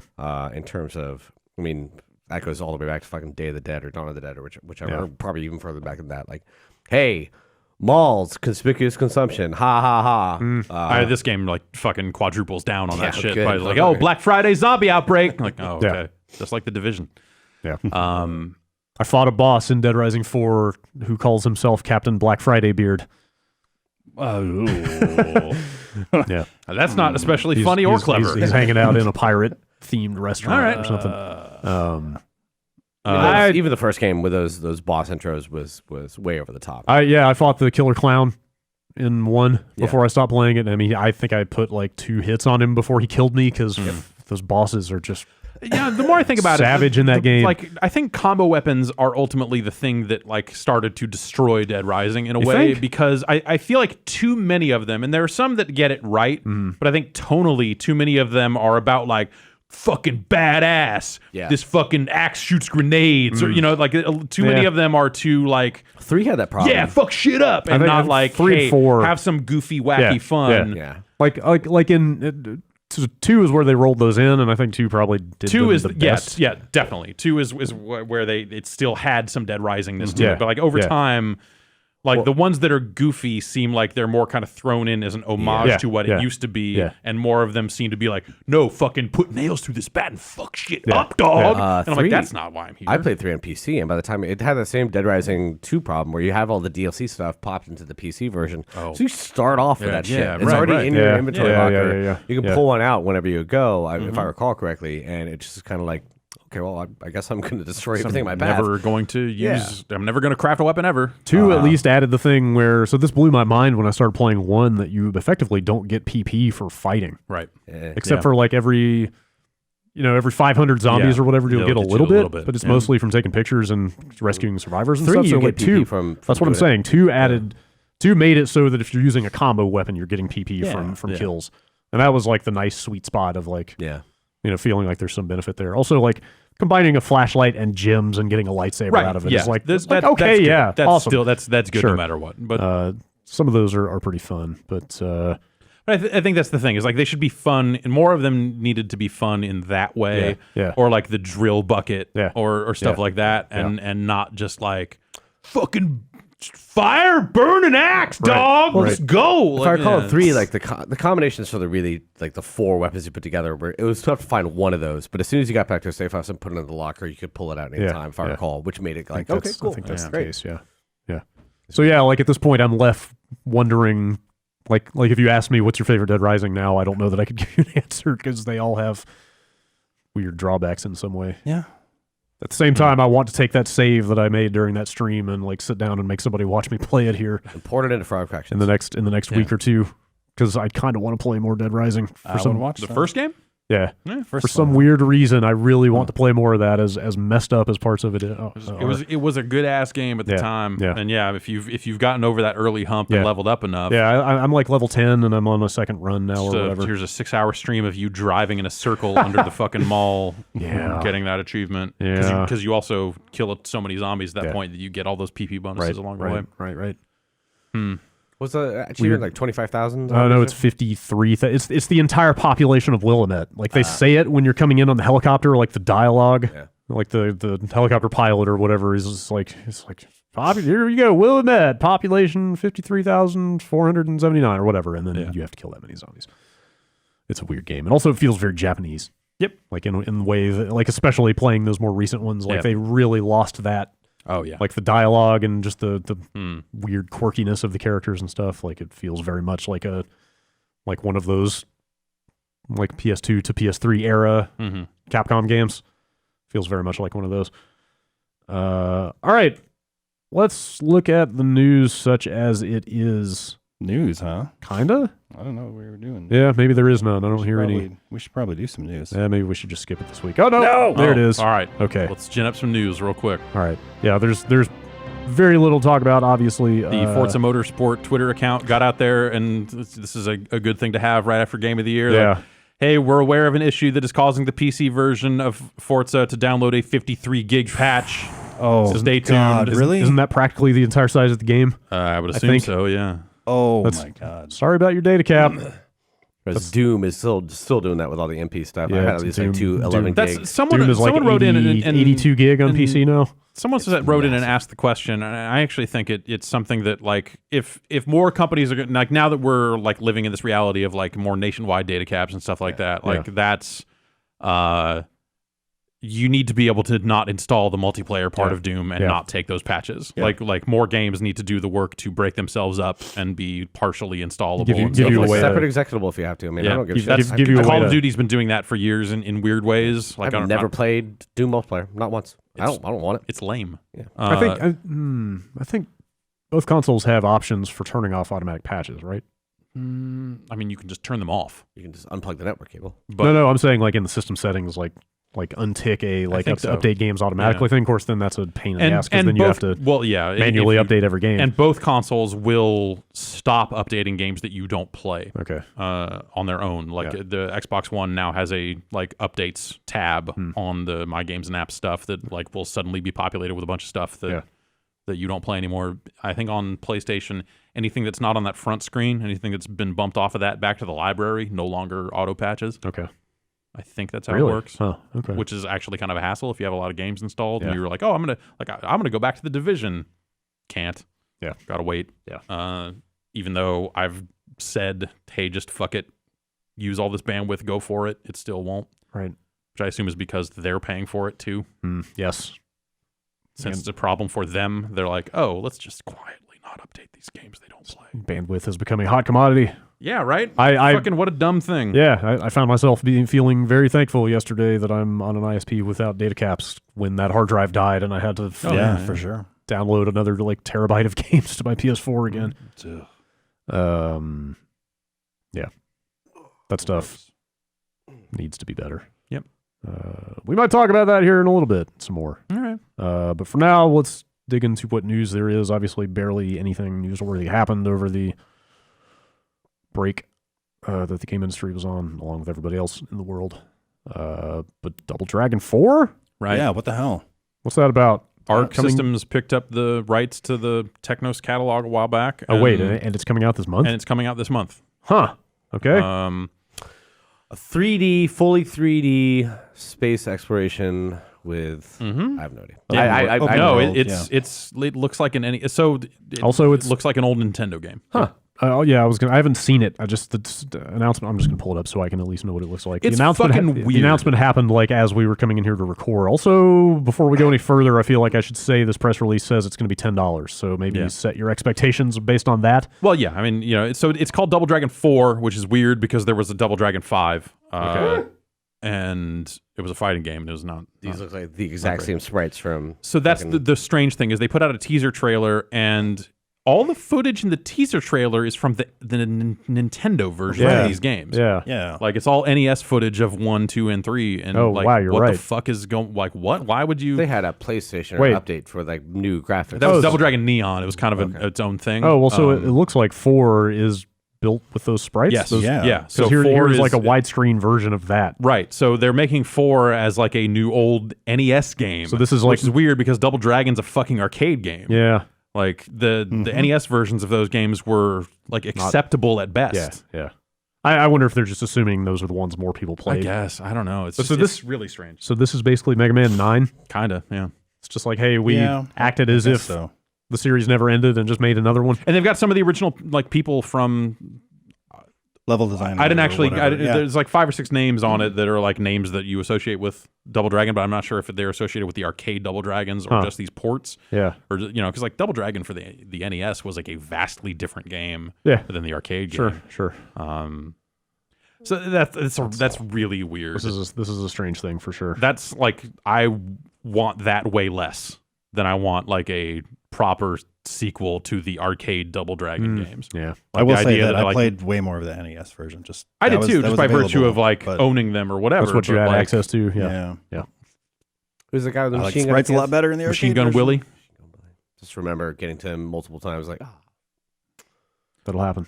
It's really strange, and so they're using those same sprites from I want to say from like 2 and 3 on the like NES or whatever it was. A lot of 2 is what I saw there. But what's the word on multiplayer for that? It's offline 2-player. 1 to 2 players, offline only. Yeah, only 2-player. Okay. Yeah. All right. It's Double Dragon. Yeah, I know. It will have a dual mode of some kind. Okay. So yeah, it just seems like they're just making a follow up to the NES games, which we should play that dual mode. Yeah. That was fun.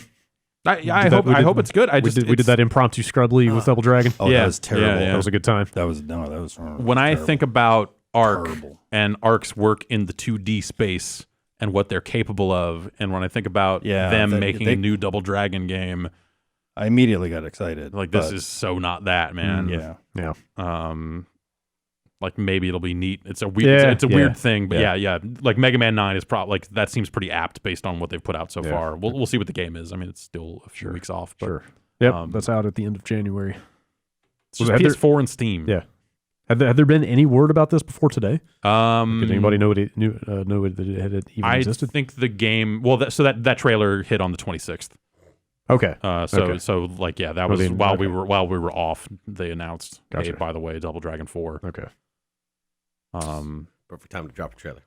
Right? Yeah. If you're maybe ashamed of the game, I don't know why anybody ever picked that day to like release a game. Yeah.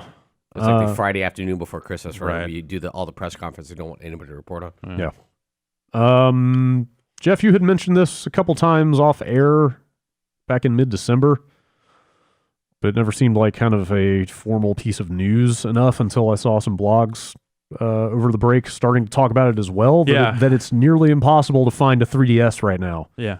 Like there's been some weird ongoing like rolling shortage of 3DSs. Well, it's weird because like then I mentioned that and then people started writing reports on it, but then also you can kind of still go to like Best Buy's website and buy a 3DS. Okay. But in store, so I looked at a couple of places when I was out shopping a little bit before Christmas.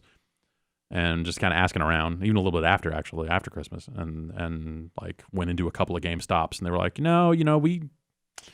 we got 3 of them in before Christmas, and I haven't seen one since.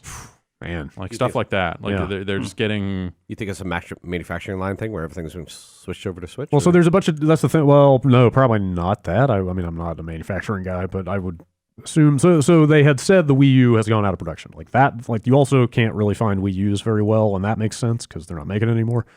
But they had not said anything like that about the 3DS. Yeah. Well, you look like a 3DS is $200. Yeah. They did that $99 Black Friday one. That seemed like, looking at where things are at now, that almost seems like the last hurrah for the 3DS or something, where they're like, hey, we're going to blow these things out at $99 here. And then there you go.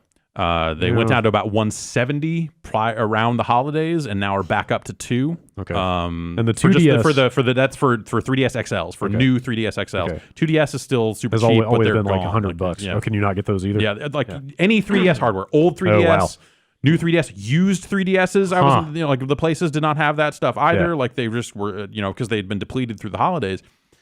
I think you could look at this and go like, look, the Switch is going to be a handheld as well. Like, they've been out there talking about like, oh, well, we still got some games for 27. It's like, yeah, well, that doesn't necessarily mean they need to have the hardware to support it. I think this stuff is winding down.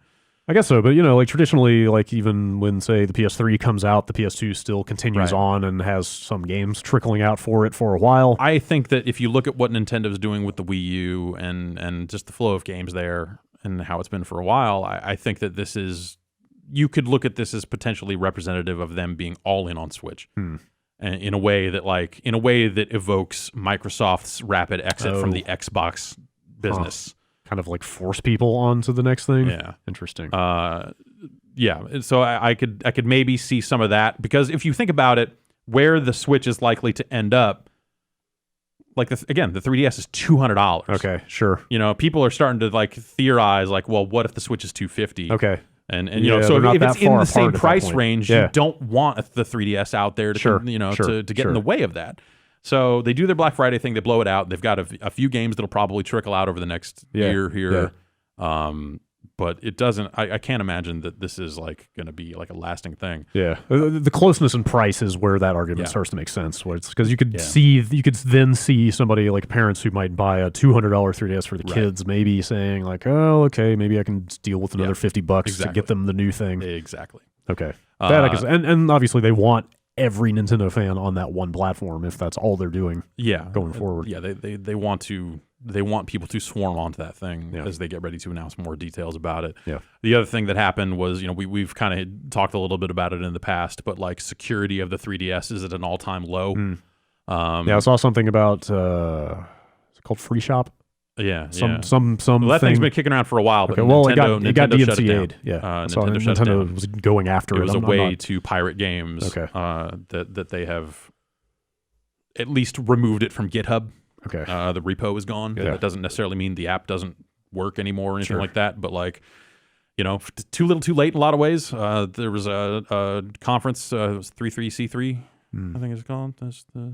Anyway, there was people in Germany that were talking about, hey, we've dumped boot ROMs, we've done all this stuff. Like here's some more updates on our work in kind of hacking the 3DS. And so there's some new weird details out there about that stuff. That you look at that and look at how wide open some of that stuff seems to be. There are plenty of reasons for Nintendo to not be in the 3DS business anymore. Oh, okay. I didn't realize that stuff had gotten that bad with some of that stuff. Is that even for like new systems on shelves? The details of it I think are really weird, but my understanding is that eventually that could very much be the case. Oh wow! Like their talk, I did watch part of it, and a lot of it was very over my head.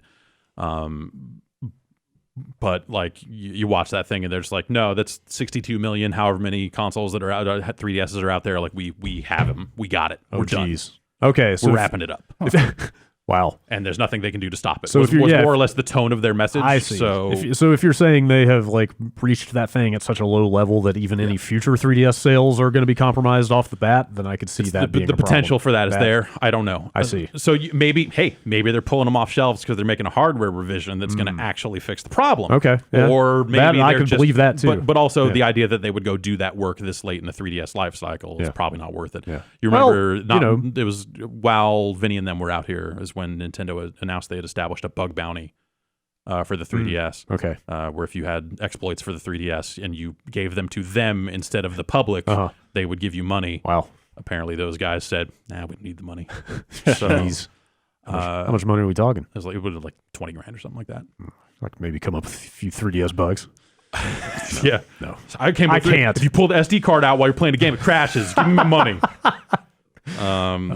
Yeah, so there's a lot of stuff around that. If it's becoming cheap enough to manufacture that they could bring the cost down or bring the price down and still make money on it, you could see it maybe continuing to occupy a lower tier in there. Yeah. I mean, and Pokemon is still wildly popular. The success of Pokemon Go, it seems, had a knock-on effect on, and then maybe that's also part of this, right? The part of this shortage is that Pokemon Go came out. A bunch of people remembered they liked Pokemon. They bought up all the 3DS stock and bought Sun and Moon. Yeah. Because Sun and Moon is apparently selling quite well. Okay. So, it's easy to get conspiratorial about all this security shit, but I think the reality of it is much more benign. It's probably just that it turns out people wanted a 3DS.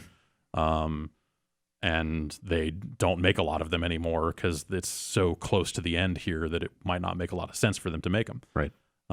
Meanwhile, those Black Friday 3DSs are now on Amazon for $200, which at some point, if you're like, well, it's $200 for any of them, maybe I'll get this one instead. Yeah. Did they say anything more about the NES Mini supply stuff? Because I don't know. Talked to multiple people who were really, really fucking mad about that shit. Yeah, the classic. The stock never did hit kind of demand levels during multiple people say during the shopping shit. I'm getting a Raspberry Pi and just emulating everything. Yeah, that seems crazy. I know that's tougher for people to do, but my sister's boyfriend was just. He was livid. You assumed that they would let the demand build up, and then the last 2 weeks before Christmas, just be like, "All right, here you go. There's a bunch of them." You would think they would be smart enough to know a bunch of stock just hit the market. If you're still burning to get one now, you can.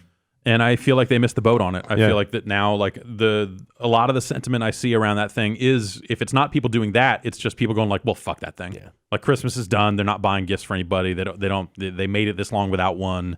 Or maybe they've seen one and be like, oh, well, the cords are too short. I bet the weird peripheral manufacturers that were filling our inboxes full of bullshit about hey, we made extension cables and we made a wireless controller that fits in the NES Classic. I bet they're fucking extra bummed because they're just shit. They're sitting on inventory. What are we even doing? It's weird. Yeah, I wonder if they'll ever come through with that stuff. By the time they do, I think that, again, I think it'll be too late. Yeah. It won't matter. Yeah, and I wonder if that poisons the well for the idea of a Super NES Classic. In a year or two. And you'd like to think they would get that right if they do it, but...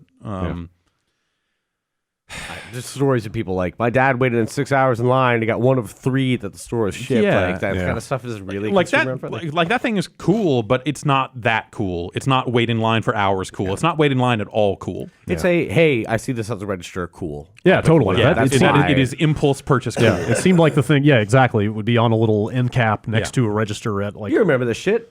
Yeah. Pick one up and that is the big banner should say, you remember this shit, and there's a big stack of them, and you're like, oh, fucking Nintendo. And that thing seems custom built for people who don't play video games anymore, because they're just I had one of those, and they're the people that aren't gonna be I'm gonna go fucking buy a Raspberry Pi, because they're not gonna know that shit. They're gonna have to rely on somebody else to go hey dog, fuck that.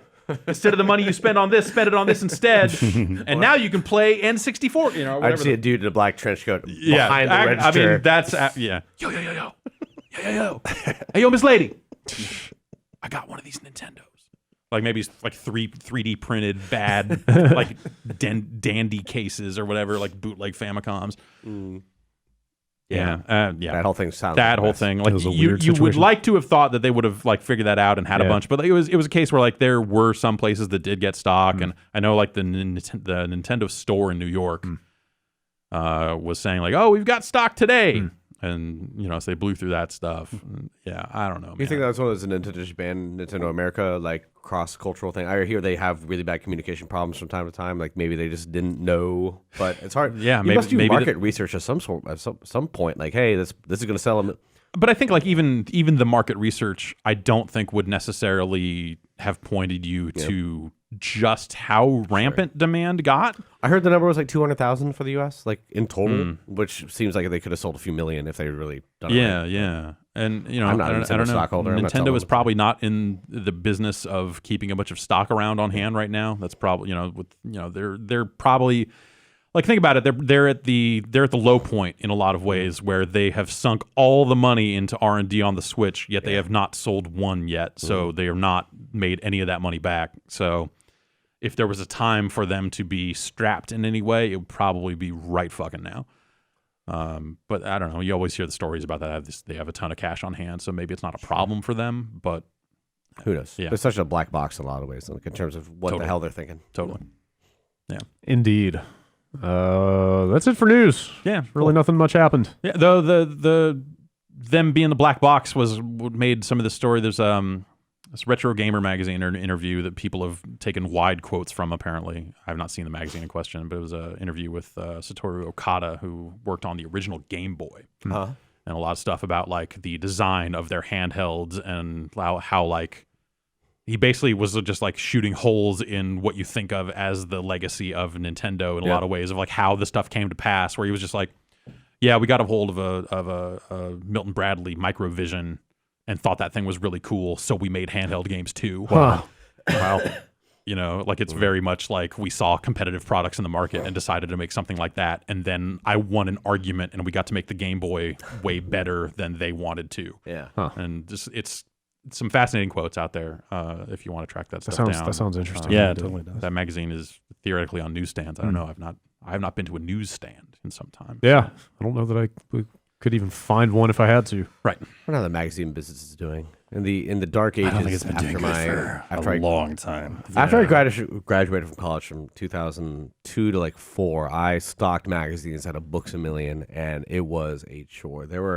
You got to rip off the covers at the end of the month and send those back for credits. No, we shipped the whole magazines back. Oh, really? There were like 25 separate bridal magazines alone, and each one weighed a pound because but it was a those things weigh a pound because they're full of advertising. Oh, like that whole thing is just crazy. That was always the print thing. It was like your page count was determined not by how much content you had; it was how many ads got sold that month. Yep. And I was like, okay, well, the most obscure like war gaming miniature magazines, maybe 4 or 5 of those. Like they're just I remember. I think there's a lot of stuff like that still. Yeah, like because specific niches for people who do not know the internet can get all your information. Right. Like I spent 20 minutes or so at a bookstore recently and just like walked around their magazine section. It's fascinating. And it was just like, well, because it's California, or I don't know, maybe this is everywhere now. It was a ton of magazines about growing weed. Like not just High Times, like there's a lot of magazines devoted to this topic now. Hydroponics. Yeah. And then, a bunch of magazines about how to fucking shred on guitar. Okay. That's where we really or drums. There were some good You don't want the audiovisual point. You just want to read about that. No. Well, a lot of them come with CDs. Oh, okay. So makes sense. The porn It's is a lot of like interviews with guitarists and stuff too. The porn was also the interesting one for me because Books A Million was very Christian. It was found in Alabama. When my manager went down, they had to do prayer circles before they had any things. My favorite was always, you could tell the guy coming to the front register had a National Geographic on top and then a bunch of things with the black labels so you can see. And I was always the cool one. Yeah, I'll scan this and just shoot it up big enough to get the other one down so I'm not seeing what it is. Nice. But it's got to be cool. But this was 2004. You could find that on the internet. But a lot of stories about that bookstore, man. Playboy was just sitting out because it's not. There's no nudity in it anymore. Like just the articles. This is the first time I'd seen one. At some point, but I still didn't feel comfortable picking it up and flipping through it in the middle of this bookstore. As much as I wanted to see what the fuck is even in this thing anymore. They pay top shelf rate for fiction, I know. Like Stephen King, Harlan Ellison always used to go to Playboy. Yeah. I don't know if it's still the same, but at some point they realized, hey, we can't compete on nudity anymore. There's people doing it way farther out than we were willing and to Playboy was never the place to go for that stuff. You had to go to Hustler because you needed it filthy. I want the porn nasty or specific. Okay. We're going to go get some leg show after this. What are you guys doing? Not here to judge. Couple issues of Cherry. I've never heard of that one. Yeah. Really? Because I didn't spend enough time in the woods, apparently. Didn't find the secret cache. Yeah. That's like the third. Oh, is that like a Dan Reichert story or something? What? No, everyone has their own woods porn story. That's where you look for it. Yeah, that's where Porn I stashed fairy. it. I stole some from my uncle, the stashed urban- it in the woods out back, and then like I guess Dan did the same thing, and we were like, "Wow, you had a weird porn woods story." No, we didn't have woods. We had tires. So Oh, wow. I had tire porn. Yeah. Tire porn.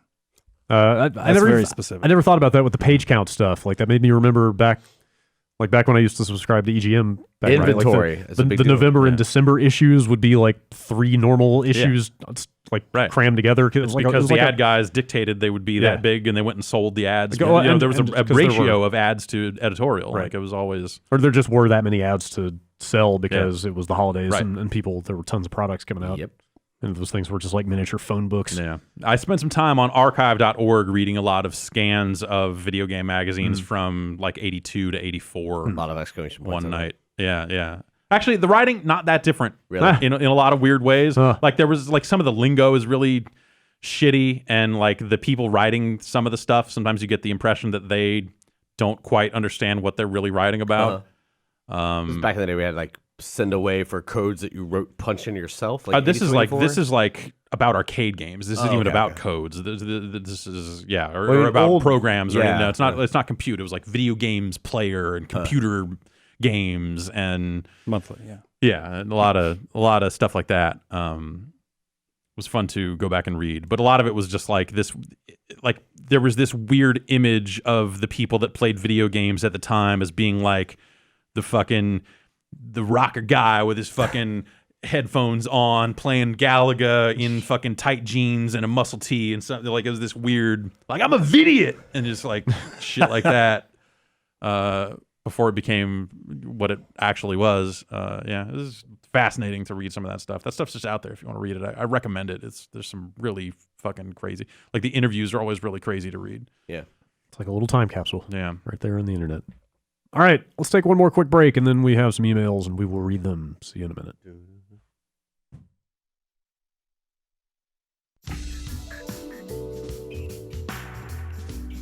You know, I wanted to start a website in order to commemorate this year. Oh yeah, what do you have in mind? You know, I just wanted something beautiful and clean, and just something that says like, "Hey, 2017." Yeah. Those are 4 numbers that, when you put them together, form the year. Yeah. This year, in fact. Beautiful and clean are attributes I could get behind for a new year. Exactly. Sure. Yeah, but you know, I was having a lot of trouble until I discovered Squarespace. Oh yeah. Squarespace says that they've got beautiful templates. And you can just build websites all with the click of a mouse. Yeah. Arrange your content, features, all that stuff. Just move the cursor around the Yeah. screen, and then a website happens. Move the 2 to the left and the 7 to the right, Okay. for example. Yeah. You could put a graphic of novelty sunglasses with 2017 in the lenses Yeah, right there on your website. I could do that. I have dozens of photos that look exactly like that on my phone at any given time. So I'm ready to build this website, and now I can do it with beautiful templates. Yeah. Using Squarespace's award-winning design with customizable settings, no plugins. I could design a store if I wanted to sell some novelty sunglasses. Oh yeah. Perhaps. Just maybe get in on that 2018. Oh man! Wow! Yeah. Wait a minute. Start shipping those things out now. There's going to be a 2018. Oh, I hope so. All right. Well, maybe I'll get the jump on that instead. That actually sounds like better business. Sunglasses Futures. Yeah, Sunglasses Futures is where the real money is. That's where the money is. If I were to run into any trouble, Squarespace offers 24/7 customer support. There's that 7 again. So 2 those are 7. Those are some cool customers. Yeah. They can. You can talk to them over the internet and get help with your internet website building. Yeah, of course. If you need it. Yes. Start your free trial today at squarespace.com and enter the offer code BOMBCAST, and you'll get 10% off your first purchase. How about that? New year, new website. That's right. my motto. That's a great motto.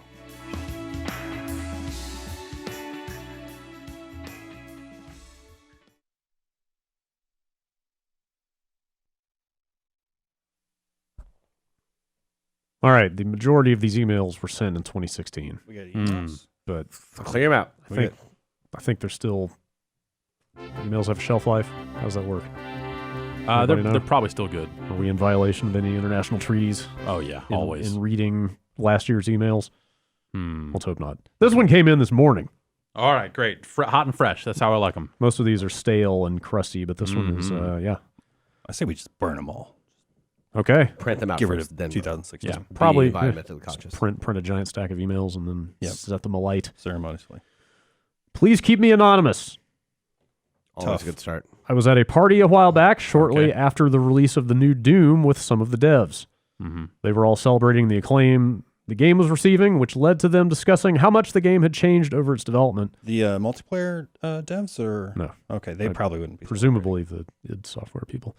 They went on to explain that the story had been rewritten dozens of times from scratch, and that one of the scripts that was up for consideration had the Doom guy as a family man with a wife and kids before being pulled back in. Go home and be a Doom guy. I'm assuming his family got killed or kidnapped at the start. It was insinuated that the writers were removed and replaced, which led to the story you have now. Just wanted to share this and let us contemplate how much different the new Doom could have been. There are a million ways in which Doom could have been completely terrible. Yeah. That idea in particular is kind of amusing if handled correctly. Right. But I'm definitely glad they went the direction they went in. Yeah. Did you guys watch the stuff Danny's done? Some of it. I've not seen all of it yet. He got some more footage of original Doom 4 out of them in there. And they talked a bit more about what that thing would have been. Yeah. I'm very glad they didn't make that game. Yeah. When you're Bethesda, you have the luxury of iterating and like going back. Like Blizzard did the same thing with Overwatch and Titan. But some of this stuff they would started, have been pre. they started Doom 4 like a good chunk of years. It too would before. have the bank to like, hey, this shit is not working. Right. Whereas most developers like, oh fuck, we're fucked. Yeah. We got to ship it. Yeah. Good on them for getting like from the looks of that footage like pretty deep into that version of Doom 4 and then deciding that wasn't It's the a way to huge, go. tough decision. But I mean, there have been multiple games that have gone that route and like gone to a breaking point. Like, fuck, just restart. And like you have enough assets to kind of the tech is probably mostly there, but restarting a story is very, very expensive. Yeah. So good for them. One of the things that has happened as a result of Doom coming out and being great, and you know, some of Danny's interviews and some of the other just like talking about the development of Doom, has been more people coming out in favor of Rage than I ever would have expected. Yeah. Before Destiny, Rage might have been the favorite like console shooter I had in terms of the feel. Yeah. The story was obviously cut off. Story was not great. The ending was abysmal. Yeah. Like some of the It's got major problems, but the shooting felt some fantastic. of the like open world or whatever in that thing also is just like commitment to 60 FPS in that game. I mean, like when you turn around, all the textures loaded in, it was shitty, but whatever. You know, like to get that stuff running on the consoles that it ran on was impressive. Yeah. I played it on PC, so it wasn't really that little bit, I guess, was a little lost on me. But for me, it was just like every bit of the story, a lot of the weapon concepts and stuff I thought were really boring, and the structure of a lot of that game I thought was really just rotten. I liked the idea of a big open world that you would tear around in a dune buggy with little like dungeony kind of levels. That but then like off the of dune it, buggy stuff wasn't that fun. Yeah, and there was all that racing stuff. They didn't do much with the open world, and Yeah. then like you go to that town and had to. Correctly though, that was Carmack's like last big. Obviously, he's been involved in tech a lot, but he seemed like he had a big part of design. That was the last game. Too. Oh, I don't know about that. I don't recall, but I remember he was more active on Twitter and stuff back in those days. I think. I'm trying to think what year that came out. 2009? I think he was like way into rockets and probably getting into VR at that point. I know it was mega texture stuff that he was really big into. That I don't engine. think I could have sworn he had some story design stuff going on. I don't think so. I remember them. There was someone. Tim Willits was out there a lot as like the face of that game. Okay. A lot of people had left already. Like a lot of the Kevins had already moved on from id at that point, right? I don't think so. Maybe I'm totally making this up. I think most people moved on after the Bethesda But yeah, buyout. I mean, the tech in that game was really superb, and the shooting was really great. Kind of like Destiny. I mean, it was superb for that game. Yeah. Like then they tried to use it. Well, trying to think what else even used the Rage engine. That game that the Mikami game.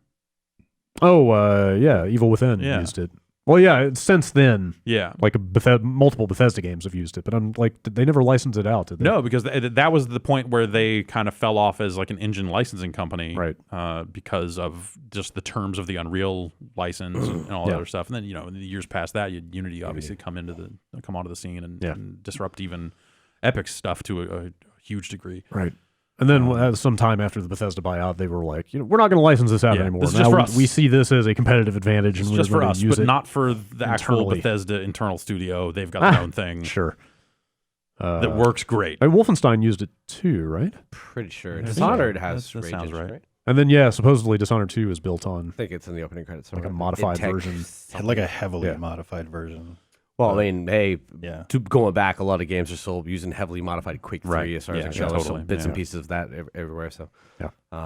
But no, Rage. I saw some people talking about it, and like, I haven't played. I played it once, but Rage was a game that I really didn't like at the time, and then as the years have gone on, and I think back about it or see footage of it, I like it even less as years have gone on.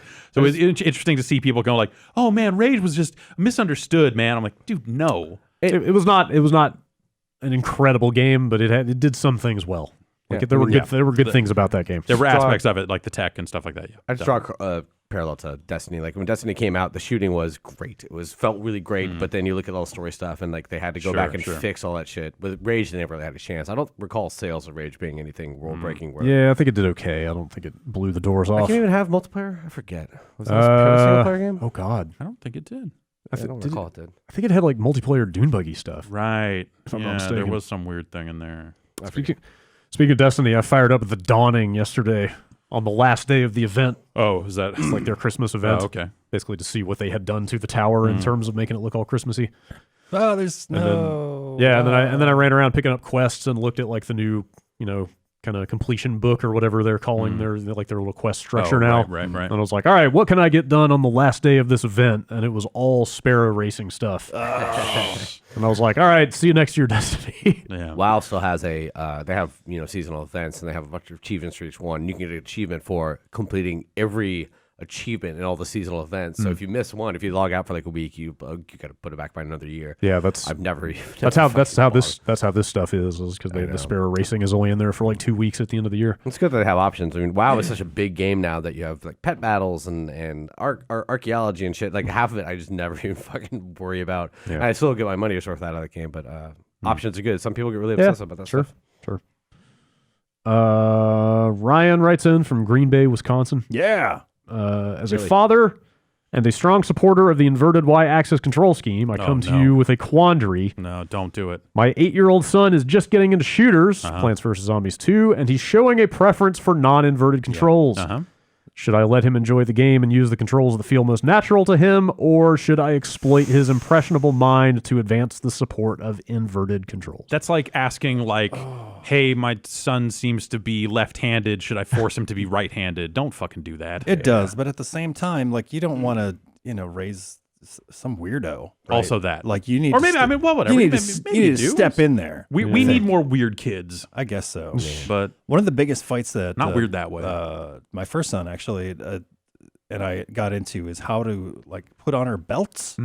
He was a firm believer that it goes around the right side, and I'm like, no, it's got to go around the left side. You mean which side the buckle is on? Yes. Okay. Well, yeah, kind of, because in one way, it's inverted and it's upside down, and it looks weird. Buckle goes on the left. That's what I thought. Yeah. He does it the other way. So that's not right. I put the non-buckle end of the belt in on the right and go around. You're fucking weird that way. You're fucking weird. No, somebody should have stepped in. No, this was took care of it. You've got it. I did early not, on in life. I did not wear belts until relatively recently. If you had a strong father figure that told you, yeah, at that impressionable age, he wore a belt, but I bought pants that fit, and then at some point I dropped a little weight, did you a and I was disservice like, I need a belt by not telling you the right way to buckle a belt. That's what I'm saying. Buckle on the left. So all I know is taught myself how to shave too. Over on the really? topic, but hey. I at one point I think in college or a little bit early on, I first started playing FPS games, and I remember I had the weirdest control scheme. It was mouse 1 was forward, mouse 2 was back, and mouse 3 was fire, and then everything else was on the thing. And it was the way I kind of set it up. And I could the good part, you can move forward and backwards really quick rather than switching a whole finger. Right. But Somebody should have Eventually, I went stepped to in. because eventually I gave it up because I fucking hated having to reset it in every game I played. yeah. I was like, okay, WASD, I guess. I'll Well, go the for it. thing is, like, what So it can be done. You can learn something and change your when ways. later Quake on. 1 came out, it didn't even default to WASD, did it? Like that was No. it was arrow Yeah, it was keys. still and, arrow like, it keys was, back you then. know, like that And stuff didn't like, even. Only mouse in look save wasn't people. even on by default. You Right. had to go into the console to enable that. Yeah. I don't know, but I got told. I eventually just like you having that kind of inverted is something easy enough to switch, but remapping every key. So where you just bring a floppy disk with your config file on it. Just- Yeah. I remember early in the Xbox Bring back days, floppies. Early in the Xbox days, they promised like Yeah. you could set your inverted and it would automatically go to every game. That was a on your cool system. idea. It and feels some like games like so it's like a system level setting for Yeah. like here's how I want my driving games to be, here's how I want my Audio stick to be settings and inverted that and stuff too. like that. That would be at the profile level, but like I don't think at some point they didn't enforce developers Yeah. to recognize that setting. It just So kinda it was fell off. really scattershot. Some games did, some games didn't. It was just, first party games. that doesn't allow Bungie to do their cutesy little like test look Right, thing yeah. at the beginning of the Also, game if they have to yeah. adhere to that. You guys want to hear a little bit about modern movie theaters? Sure. Always. Are there ghosts involved? I don't think no. These are modern movie theaters. They've gotten all the ghosts out, It's true. replaced it with booze. One booze for a different type of booze. Am I right? Damn. Michael from Burlington, Vermont, who describes himself as an ex-projectionist. Yeah. All right. Yeah. Writes in since we were talking about theaters a couple weeks ago. You're right. Films are mostly digital these days. The films come preloaded on massive hard drives, and depending on the movie, studio, and a few other factors, can be anywhere from like 50 gigs to 500 gigs. The hard drives will also often come with relevant trailers and multiple versions of the audio files and subtitles for different languages. Movie keys are then sent out by email every week, the night or two before the movie is to start playing, at which point you load the key onto the computer that has the movie imported from the hard drive, and the two sync and allow you to play the movie. This is impossible to crack, whereas the old system was to put a physical lock on the movie reel case, as Jeff, I'm sure, has seen. They never lock those cases, man. Yeah. No. The keys often last 1 week, and then a new key is sent each week as long as you've paid for the rights to keep showing the film. Trailers often have no DRM and keys, but once in a while a highly anticipated trailer may, like a Christopher Nolan movie. Lastly, film studios often hire third-party individuals and or companies to audit the movies. Yep. They will come in and pay for a ticket and watch the movie, counting every head in the movie and oftentimes making note of which trailers played before the movie. This can be secret or known to the theater. It depends on what their purpose is. But if you're caught with more people in the theater than tickets sold or not showing a trailer you are obligated to, you can get in big trouble. I mean, I'm pretty sure movie. I know the studio makes a movie; they get to say some say in the trailers before it. But I know at some point you can also pay to put your trailer in front of a big release, even if it's not the same studio. Like I remember that first Phantom Menace trailer where people were paying to go see, was it Meet Joe Black or something, and they'd pay and like leave right, immediately. yeah. It was Meet Joe Black. I think so. Yeah. Well, I did a defending I remember your movie that. on Meet Joe Black on Yeah. screen.com. I Try to track it down. And even when movies weren't digital, like you would come, the movies would come with trailers pre-attached. Really? Okay. Oh, really? So they were. You didn't splice them on. It was like, these I trailers had came to. attached, and Yeah, I would and just then get you the would movie splice on reels. like 3 more. Yeah. At the front of it or whatever. I guess. Did the studios dictate what trailers those were, or was it just No, whatever you felt like putting on there? when they were It was like dictating what trailer was on it, it was because it was attached. Okay. For So you us, it could was just- like an ad sale thing. It's like, we had to have, these types of movies, these specific movies in front of these movies. So I would have to splice those on at the head of those. They wouldn't come in our reels. Yeah, I assume that there was some business that led to what Yeah. trailers ended up on what movies, but I was not privy to any of I that. think a lot of it, some of it's technical too now, because I've gone to 3D IMAX at the Sony at the Metreon, and it's a real IMAX, it's not one of those fake IMAX ones. And sometimes it'll be one trailer in front of a movie, not 20 minutes. Like you Right. expect, like Yeah. you better get there and sit down. It's because they just don't have enough Yeah, other I IMAX suppose. trailers to throw That on. might have been it or- before yeah. it was all digitally thrown out, Right. so maybe it's better now. But I went to Rogue One a couple weeks ago, and we went out to wait in line for a lot of booze. And there were only like 8 minutes of trailers, so we walked back That in. movie wasn't that bad, too. It listed a lot of booze. Never mind. No comment. Never mind. But yeah, so when I go to the movie, I've been to a fucking lot of movies in my life. I still expect 20 minutes, but now it's getting that buffer is not Right. guaranteed. Yeah. Which makes you, hey, get in your seat and sit down. Good, but I do sometimes like to go out and I still to this day do not watch trailers because I fucking find them to be spoilery in the stream. I've always been really bad about analyzing trailers and trying to figure out how the movie's going to play out. So I usually just shut my eyes and fucking put my headphones in if I'm by myself. Don't watch the trailer to the new Smurfs movie. Let me tell you, because they go through like most of that movie. Whoa. Like, don't. No thanks. Don't do it. Like, Yeah. I didn't even want you to tell me that there was a Smurfs movie. there is. That's They're taking it back spoiler. old school though. Like they're not going to like New York or anything like that. It's like the Lost Village. So now they're gonna go find new Smurfs. That sounds like They're gonna trolls. fuck with the canon. Oh, I don't know about that. Do they use smurf as a verb for a lot of like filthy stuff? Like I'm gonna Smurfing smurf right, the they smurf out of you. Yeah, they totally do. Smurf, yeah. Hope they make more Garfield I movies. saw Rogue One and Moana at the drive-in theater. Yeah, I saw you guys checked in on Facebook. How was it? It was great. Like if you're okay with putting up with like less fidelity, it's really bet- cool just sitting in the car getting a pizza beforehand. Did you just have your speakers hooked on your window thing? No, not anymore. So they broadcast over like a radio station. No shit. That's cool. Yeah. So I mean, for a while we were just using the car radio. We had a couple incidents where maybe we forgot to turn on the engine between movies and battery died. So what I went out and I got a $10 like pocket radio and brought along my like Bluetooth speaker That's and cool. just use that, and it was fucking great. That's neat. So That's cool. cool. Where is this drive-thru at? This one's over in Concord. I don't know where that is. It's that away. Yeah. Over there. Down south, right? Over yonder. East and then south, I think. Northeast. Northeast. Near like Dublin, Northeast. Pleasanton. Kind. Yeah. Sure. Where did that email go? I scrolled past it. Here it is. Lucas did some detective work for us. All right. Just removed his lid. Did some thinking. Yes. Discussion in regard to the shape of Captain Crunch has come up a time or two in past episodes, so I emailed a Quaker consumer relations rep with the following. What is the shape of Captain Crunch cereal supposed to be? Are they gold bars, barrels, or something else entirely? I received a reply just now from someone at Quaker named Lindsay. Thanks for your interest in Captain Crunch cereal. Our regular cereal is not supposed to resemble any sort of object. I hope this helps.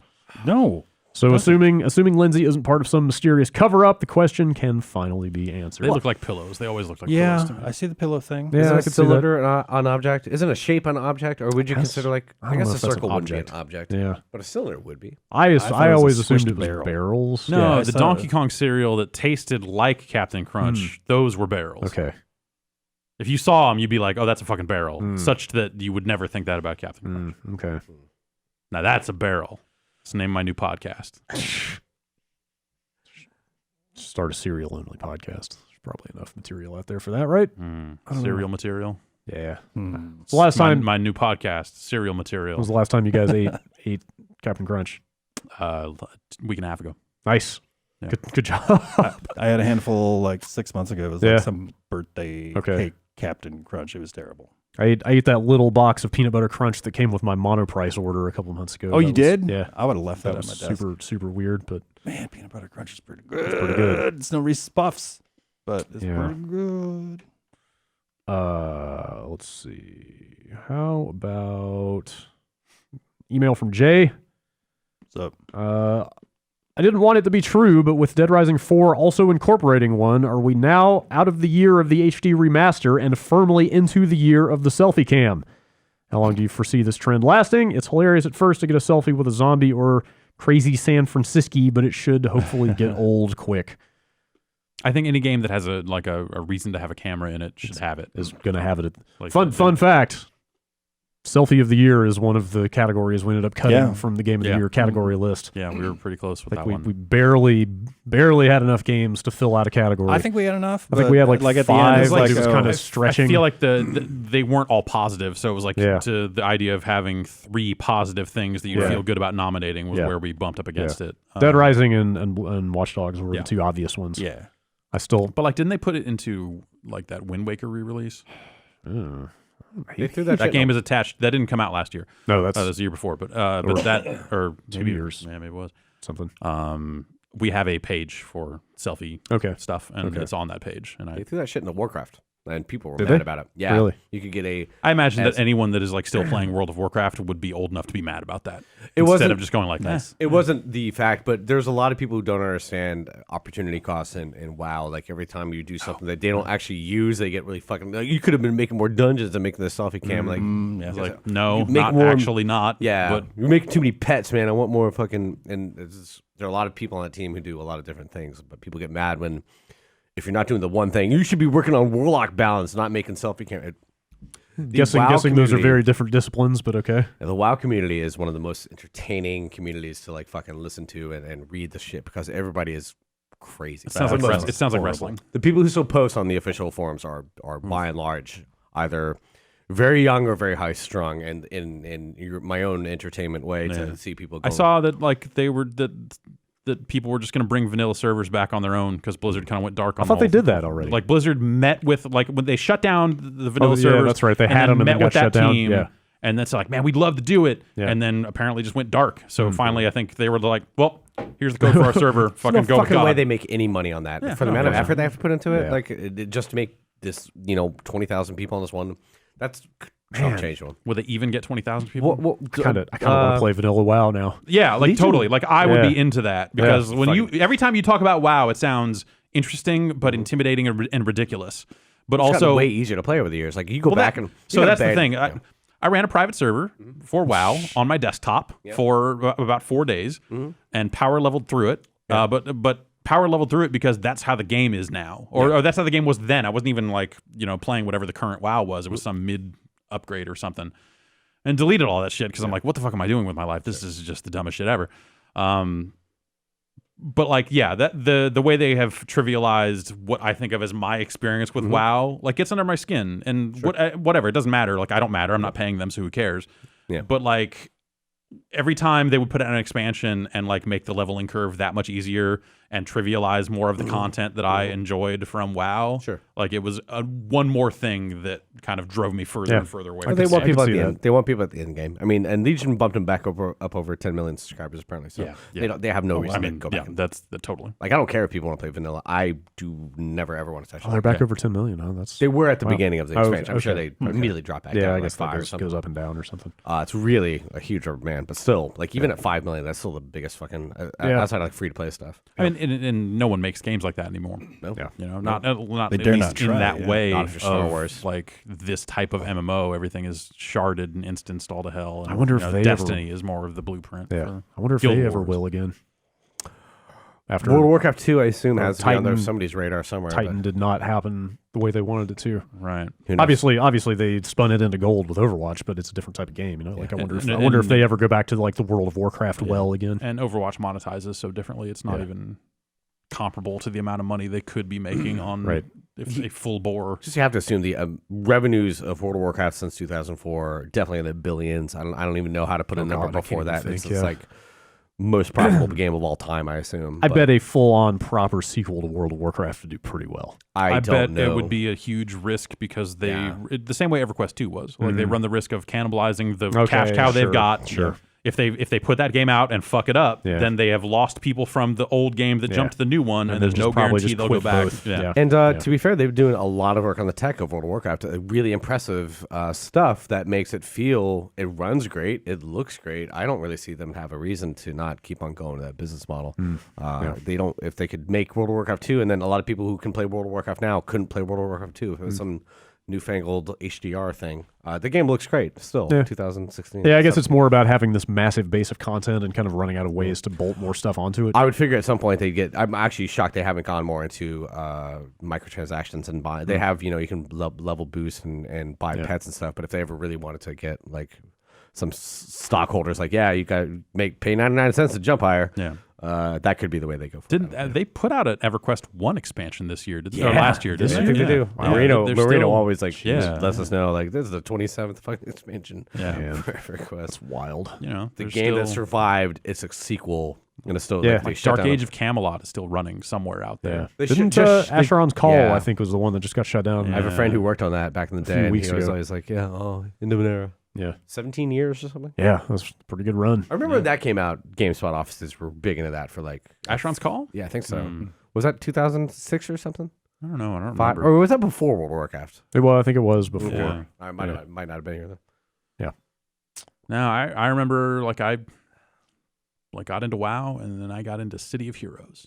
Yes, Yeah. sir. Yeah. Yes, sir. I found I was going through a bunch of closets over the break. I found a sealed original retail copy of City of Heroes. Nice. I probably have. Yeah. Like a sealed copy. Yeah, or I didn't know what to do with it Someone, because into that game. I was gonna I had a big pile of donate to Goodwill Salvation Army going, and I almost threw it in there, and I was like, wait a minute, they will sell this to somebody for money for a game that no longer has servers running. Like that's actually wrong. Yeah. I can't do that, so I didn't know what. I think I threw Sell it it on away. eBay. Yeah, for maybe. nothing. I I just touched a sealed collector's edition for City of Villains. I Okay. put it down in my storage. Got some. Cool Someone Hero just sent Clicks us a characters on sealed copy of Auto Assault. there. Oh Nice. man, yeah, Nice. I which just saw that. I think I reviewed Auto Assault Yeah. for GameSpot. There was some potential in there. Yeah, no, I remember enjoying it, but even at launch, it was dead on arrival. Like Yep. there was no one playing that Yep. game right out of the gate, and you're just like, oh, there's this whole competitive aspect to this that no one's ever playing. So, and then the whole thing just fizzled out almost immediately. Let's get way into Tabula Rasa All right, sure. private servers. That's Is still anyone running? running those? I keep every let's say year to year and a half, I think, I wonder if anyone has Matrix Online private servers up and running in a like way that resembles the original game, and it never seemed like it was quite there. I don't know why I look. I don't know what's wrong with me as a person. I thought I saw a story recently that they're getting close, or that maybe that exists now, or something. I don't know. You should keep your eyes peeled. I feel like that might be happening. God, I hope not. And I keep looking in on Auto Assault private servers. That would be There's kinda rad. nothing. Yeah. There's barely anything. James writes in, I recently brought home my father's Intellivision while visiting my parents over the holidays. Mm-hmm. The console only has a coax cable output, and I would like to capture it on my computer. I'm wondering if you have any advice or suggestions on capture equipment for older consoles. There was a capture card that I have that I'm pretty sure I had coax in. Really? Yeah, it was, Get a years VCR. ago. Get a VCR, Yeah. coax into the VCR, RCA out of the VCR, and then once Into- you're into composite video, then you could go into like an Elgato or something like that. Yeah, I mean, the different Elgato models that Yeah, will do they analog have breakout and cables won't, and weird yeah. shit like that. By Yeah. the end of it, it must look like everything is terrible Once- video. Just But yeah, scan that's right. lines on Once it. you get it to composites, it's a lot easier. I guess you have to accept a bunch of quality compromises there, right? Just to make that happen at all. I mean, once kind of. you know, going to the VCR, like as long as the VCR is pretty clean, like I've got that super dumb expensive VCR that I bought because I was capturing video for the site on it Right. years ago, and that thing is super VHS. Nice. So it'll do S video out, and Sexy. and so if you can get S video out of it, like some of that stuff looks okay, or not as terrible as it could. Yeah. Right. I guess. The hard part is when you get stuff like the 2600 and stuff like that by default was like hooked up to that switch box that was all channel 3 and like, it was like tongs that you were hooking up to it. Like, so Take the butter knife in the back of the TV. Right, and yeah. unscrew Is it this by any chance? yeah, that thing. Yeah. I just favorited a tweet from one of the guys who made that thing back in the 70s, Whoa, weird. talking about how hard it was to make it for the amount of money that Atari Yeah. wanted it delivered at. So I bought on Amazon a while back something that takes the like single RCA cable style thing that comes out of a 2600. Sure. And just on the other end of it is screw in coax. Okay. So it just does the channel, like that channel 3 box, like it just eliminates that whole thing. It's just a tiny little barrel. You plug that thing in and then you've got coax. So from there, you can go to VCR, and then from the VCR, you can get out I know. or one of our decks or something like that, Yeah. that can take coax or whatever. But I know actually, they're- the decks don't take coax. I know they're super expensive, but does a FrameMeister do what this Coax? guy's looking for? No, No? it's not. You would still have to get at still least need a to convert, composite okay. signal into that I think thing. FrameMeister's done too. I think they're No, they're done taking orders for a while, Right. but Drew was talking about it last week. I think. Yeah, that we're considering getting one. Yeah.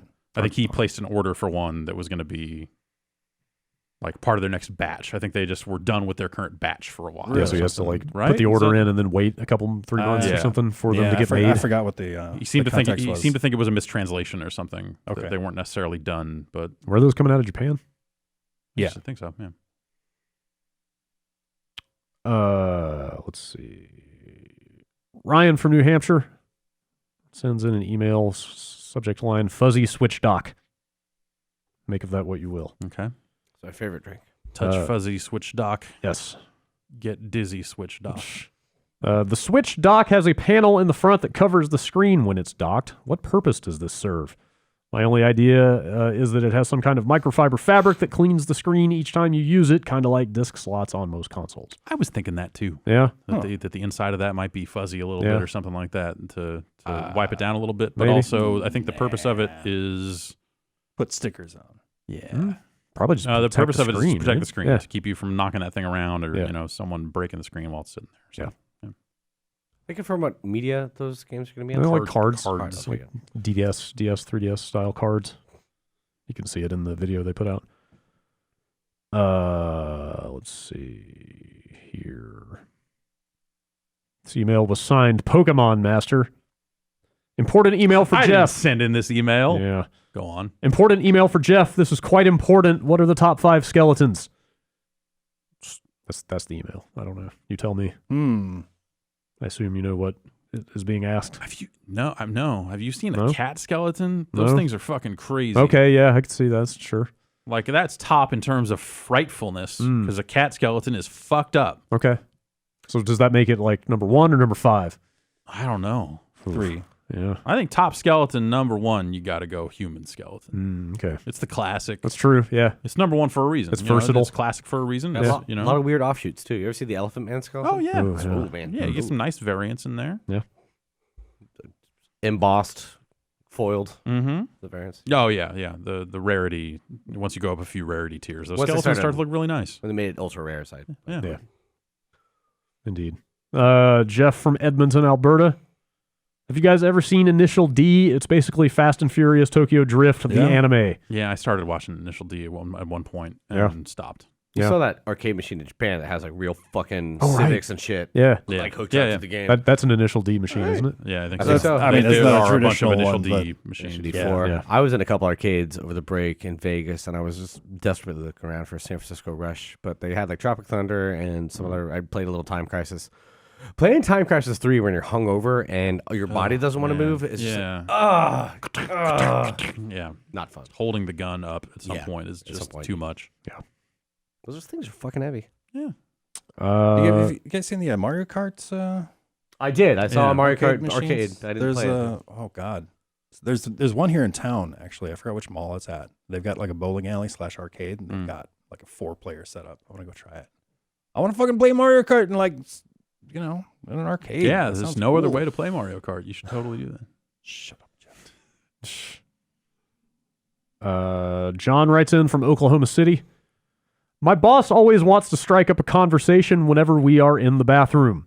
No, It's awkward as you might expect, but what makes it worse is that he'll talk to you at the urinal and insist on making eye contact the whole damn time. What? Why would anyone do that? That's I'm in the military and my boss grossly outranks me, so I feel obligated to not come off as rude, even though this makes me really uncomfortable. Any advice? I wonder if it's like an alpha male thing. I don't know. Like, something dominance. You're like, gonna fucking stand there and talk to me. I'm gonna feel hold so- my dick while I'm pissing and look you right in the eye. I think you got to give it back to him at that point. Like in that specific Sure. social situation, Yeah. in that specific You don't like back rank down. situation. Yeah. Yeah. Do not back down. Right. Do not show fear. Yeah. He will smell the fear.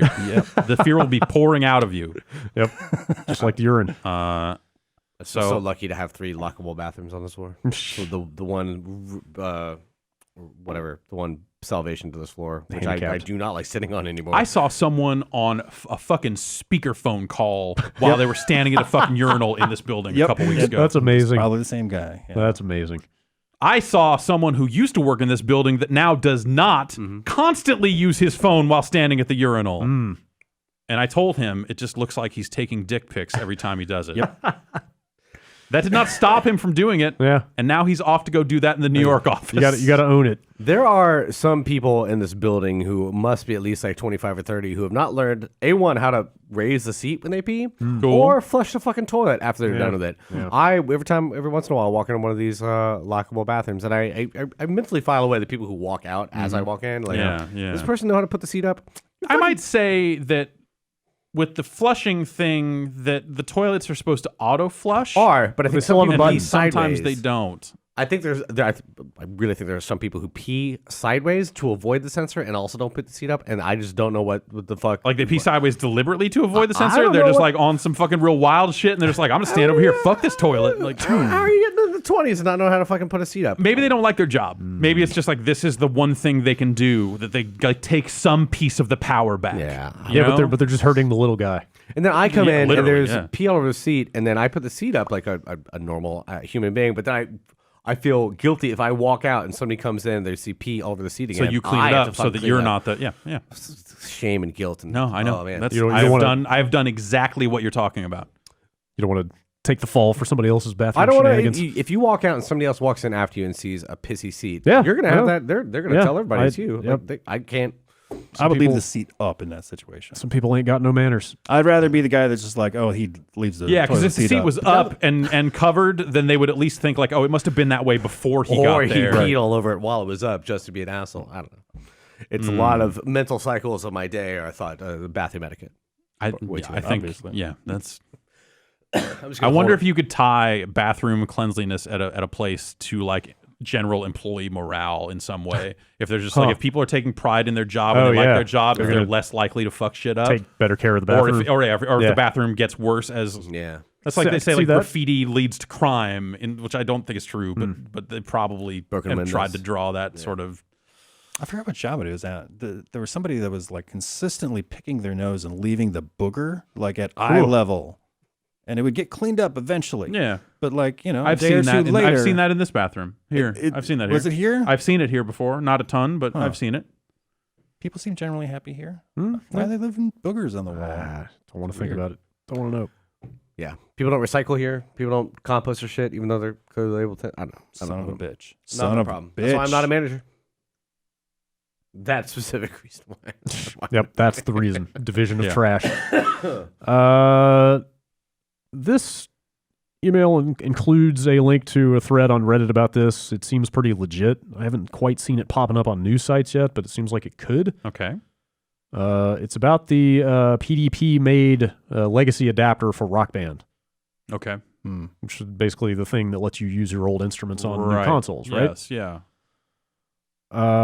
So I don't know if it exists for PlayStation platforms, because I want to say they've been Bluetooth the whole time, so it might just be a 360 controllers on Xbox One situation. let me But I click- could be wrong. I don't. let me click back through to the thread. I have 'cause not used old hardware on a new Rock Okay. Band thing. Though I think we did for that Game of the Year, because I think Alex Alex set that up. had I'm not one sure. with him. Yeah.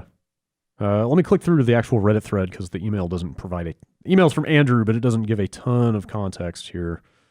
It's just a link that says, this shit is fucked. Well, no. So the gist of it is they're not making it anymore. Apparently they made a very, very limited run of them and now are not. Yeah.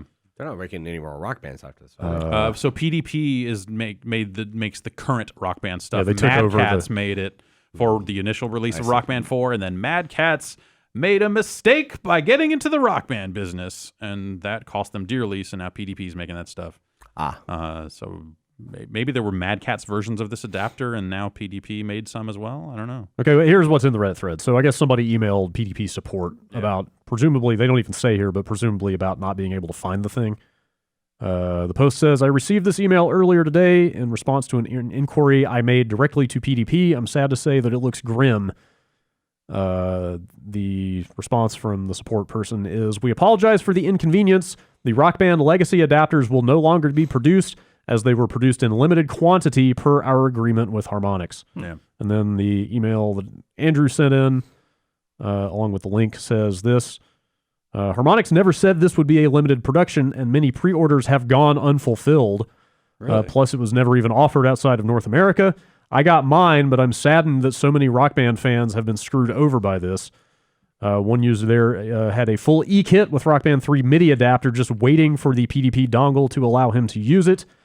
I have a friend who works for Harmonix, and he said he can't say anything about it, and he's usually very eager to share work stories. This is screwed up. Figure somebody at Harmonix said, hey, we'll sell more instruments if we keep this thing. I don't know that they make a bunch of money on the instruments. Yeah. Like if anything, they want as many people to be able to play the game as possible, because So then they they'll can buy the sell. DLC. Yeah, DLC is probably where most of the money is made. right? But no one bought Rock Band. Like the I think probably the longer answer is that the Rock Band 4 didn't necessarily sell. I don't think the Rivals add-on did all that well. It probably did well enough for them. It probably did what the numbers they needed it to do, because I'm pretty sure they probably wouldn't have made it at all if they needed to sell Rock Band 3 or Rock Band 2 numbers. So is this specifically the USB thing, or is this the MIDI adapter for like eDrum kits? And no, I like think that? it's the USB like thing. The I think that was Ion just. drums. I think that was just an example of a guy who was Okay. so hardcore he had the MIDI stuff. Because like waiting. the Ion drum stuff, I don't think it has that's anything a to do with separate that. adapter that I think Yeah, is also no. weird in its own way. But I don't know. I think that was he was just giving an example of here is the Right. level of hardcore rock band fan Yeah, who was no, trying to it's- get this yeah, thing and definitely. There now are- cannot. Yes. Yeah, that stinks. Rock Band 4. Yep. I guess stay tuned for those adapters to become $1 bajillion on eBay. I guess. Yeah. I don't know. That's a really fucked up situation. Yeah, that's a bummer. But like I imagine that's just one of those problems of like, well, how many people realistically actually want one of those? Yeah. Are we talking about 10,000? Yeah. Or are we talking about 200? You know, Yeah. I don't know. At some point, you would hope that like Harmonix would be able to almost like kickstart it or something. But if they've already got pre-orders they haven't fulfilled, then they've got larger problems. Yeah. You know, Yeah. that's, I don't really know. I don't know enough about it. I've not been keeping tabs on Rock Band 4 stuff. I know Rivals came out and did not seem to do well. They had a bunch of stuff in there about forming crews and leaderboards and stuff, and that did not seem to get filled up with actual users very quickly. Is it just like a signal conversion kind of thing? Like, what is the dongle? It's or probably adapter more like doing? the authentication stuff because Okay. the Xbox was all proprietary wireless Yeah. standard Yeah, stuff. and the 360 stuff specifically. Yeah, it had. Oh, so on the PS4, could you just use your old Bluetooth I PS3 think so. stuff? Yeah. It just I paired. think that's the case. It just I paired think like- people on Sony okay. platforms might just be okay. Yeah. Because Yeah. that stuff just pairs. Okay. There's so many like aftermarket, like the controller adapter type things. Yeah, like Brick Accessories does. But also, like, but if, none of if that- you think about it, like the company that is not making them is the company that you would expect to make those, and that's PDP. not You know, necessarily, but I mean- unless you get into like Mayflash territory, if you want to get real kind crazy. of. Yeah, there's some really good stuff out there. Brick Yeah. Accessories. Like, I don't know if this would be a good solution. I For think people. I want to say that like there might be something specific about this hardware that Right. would make it harder than just the typical converter stuff for like using like a 360 joystick on an Xbox One. Right. Can you do that? I'm also saying Chinese companies don't know. don't give a fuck. Yeah, that's right. They too. China does not care. China If they've reverse engineered that stuff, then yeah, I could see that maybe happening. yeah. But also, how many people? Like again, it's one of those things of like, is it worth it for even them to Yeah. do weird bootleg work for the number of people? Like, it's hard to know how many people we're talking about. Yeah. Yes. indeed. I imagine it's a bunch of people that deserve better getting left out in the cold by like just hard economics. Yeah, that's very possible. That's fucked. That sucks. Yeah, that's a shame. Okay, this probably be our last email. Comes from Dave in Chicago. I had my own please stop moment over the break. It was when you were talking about day one patches and unfinished games during your Game of the Year Day 3 deliberations. I would like you to please stop speculating on how game development works when you all have the phone numbers of so many experts on the matter.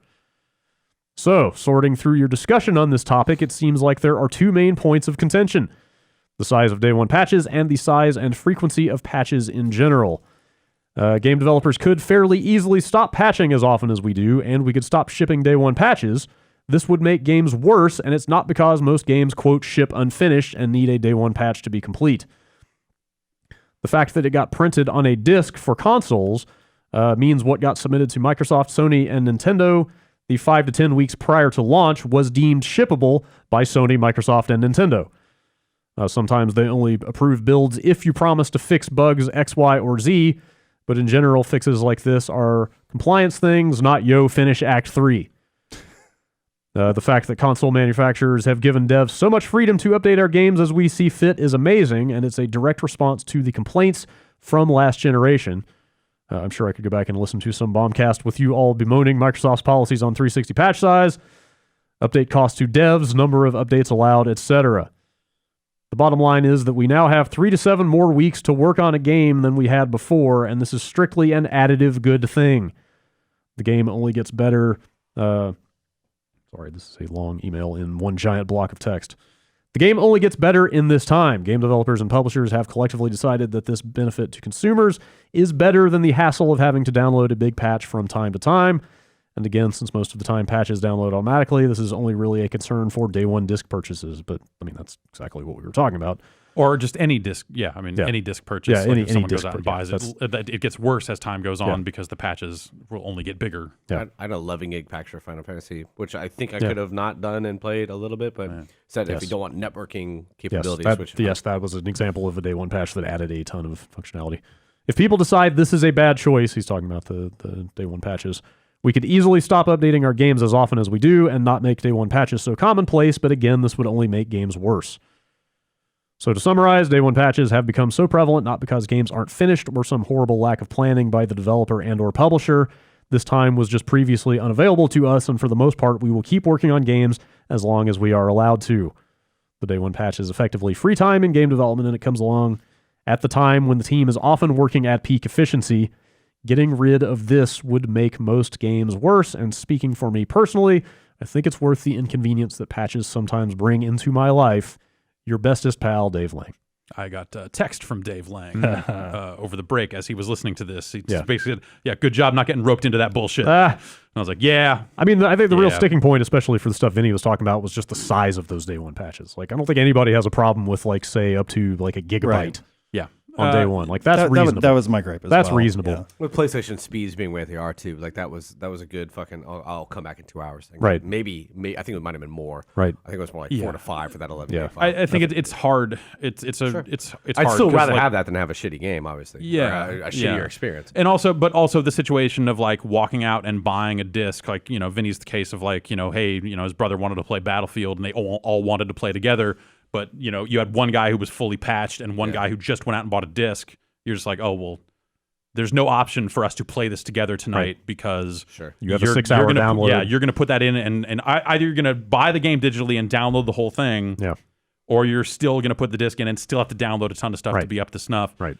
And the services are not fast enough on the downloads, though that Xbox One stuff is way faster now. Yeah. That like just downloads? That firm, whatever they did in that last dashboard update, sped that shit up. Yeah, those downloads have gotten good. Or you're going to go out and buy a box that comes and you open it up and there's a download code in there, which is the ultimate like this. This is a lot of stuff we talked about during when we were talking about the stuff for Game of the Year. Yeah, that's only relevant on Steam though. Right. That doesn't happen on consoles. I know. Consoles, I'm assuming consoles. Ostensibly, the console model does is happen, on consoles as well. Like, there's some limited run stuff that's when has that happened? I know. I've heard about it. There have been GameStop. Like GameStop you can pull a card off a wall at GameStop for a game, and it's a digital code. But that's a game that's not on disc at all. That's different. Some of them are disc games that are like you can optionally buy it digitally from their store. But at that point, it's on them to tell you, hey, you're buying a digital version of this game, not a disc. Yeah. I mean, hopefully it's not small print on the back that this will take 60 gigs of your data. The specific gist of what we were talking about there is that it's the worst of both worlds for people buying discs. Like, the idea of buying a disc is that you don't have to download a bunch of shit to make it work. But and again, if it's a modest download, that's fine. It's just when it's like, on the crappy rural internet connection I have, this is going to be an all-night download.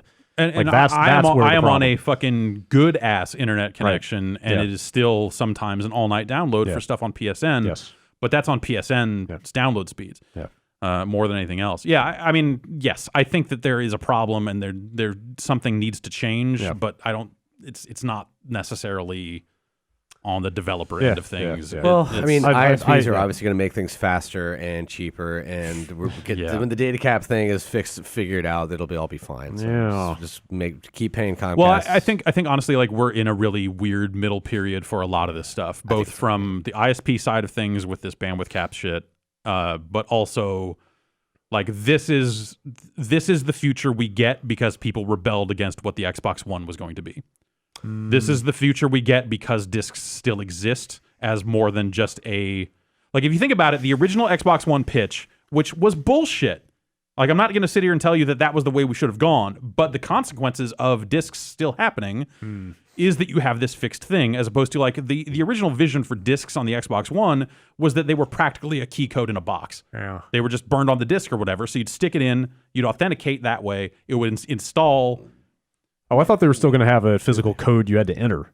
So how it was gonna be? I don't know that they got far enough down the road to talk about that stuff, but there is a way to put a unique key code onto a disc. Oh, really? Okay. Sony did it on the PS2 with that's how they would keep people from using pirated copies of online games. Oh, interesting. All that DNAS check that every time you launched an online PS2 game, was it reading that code, and if it was identical to someone else playing the game, you got bumped off. Huh. Okay. So there's a way to do that, but I think Sony has the patent, so maybe it would be weird for Microsoft to use it. Anyway, point being, that whole thing was them getting rid of discs.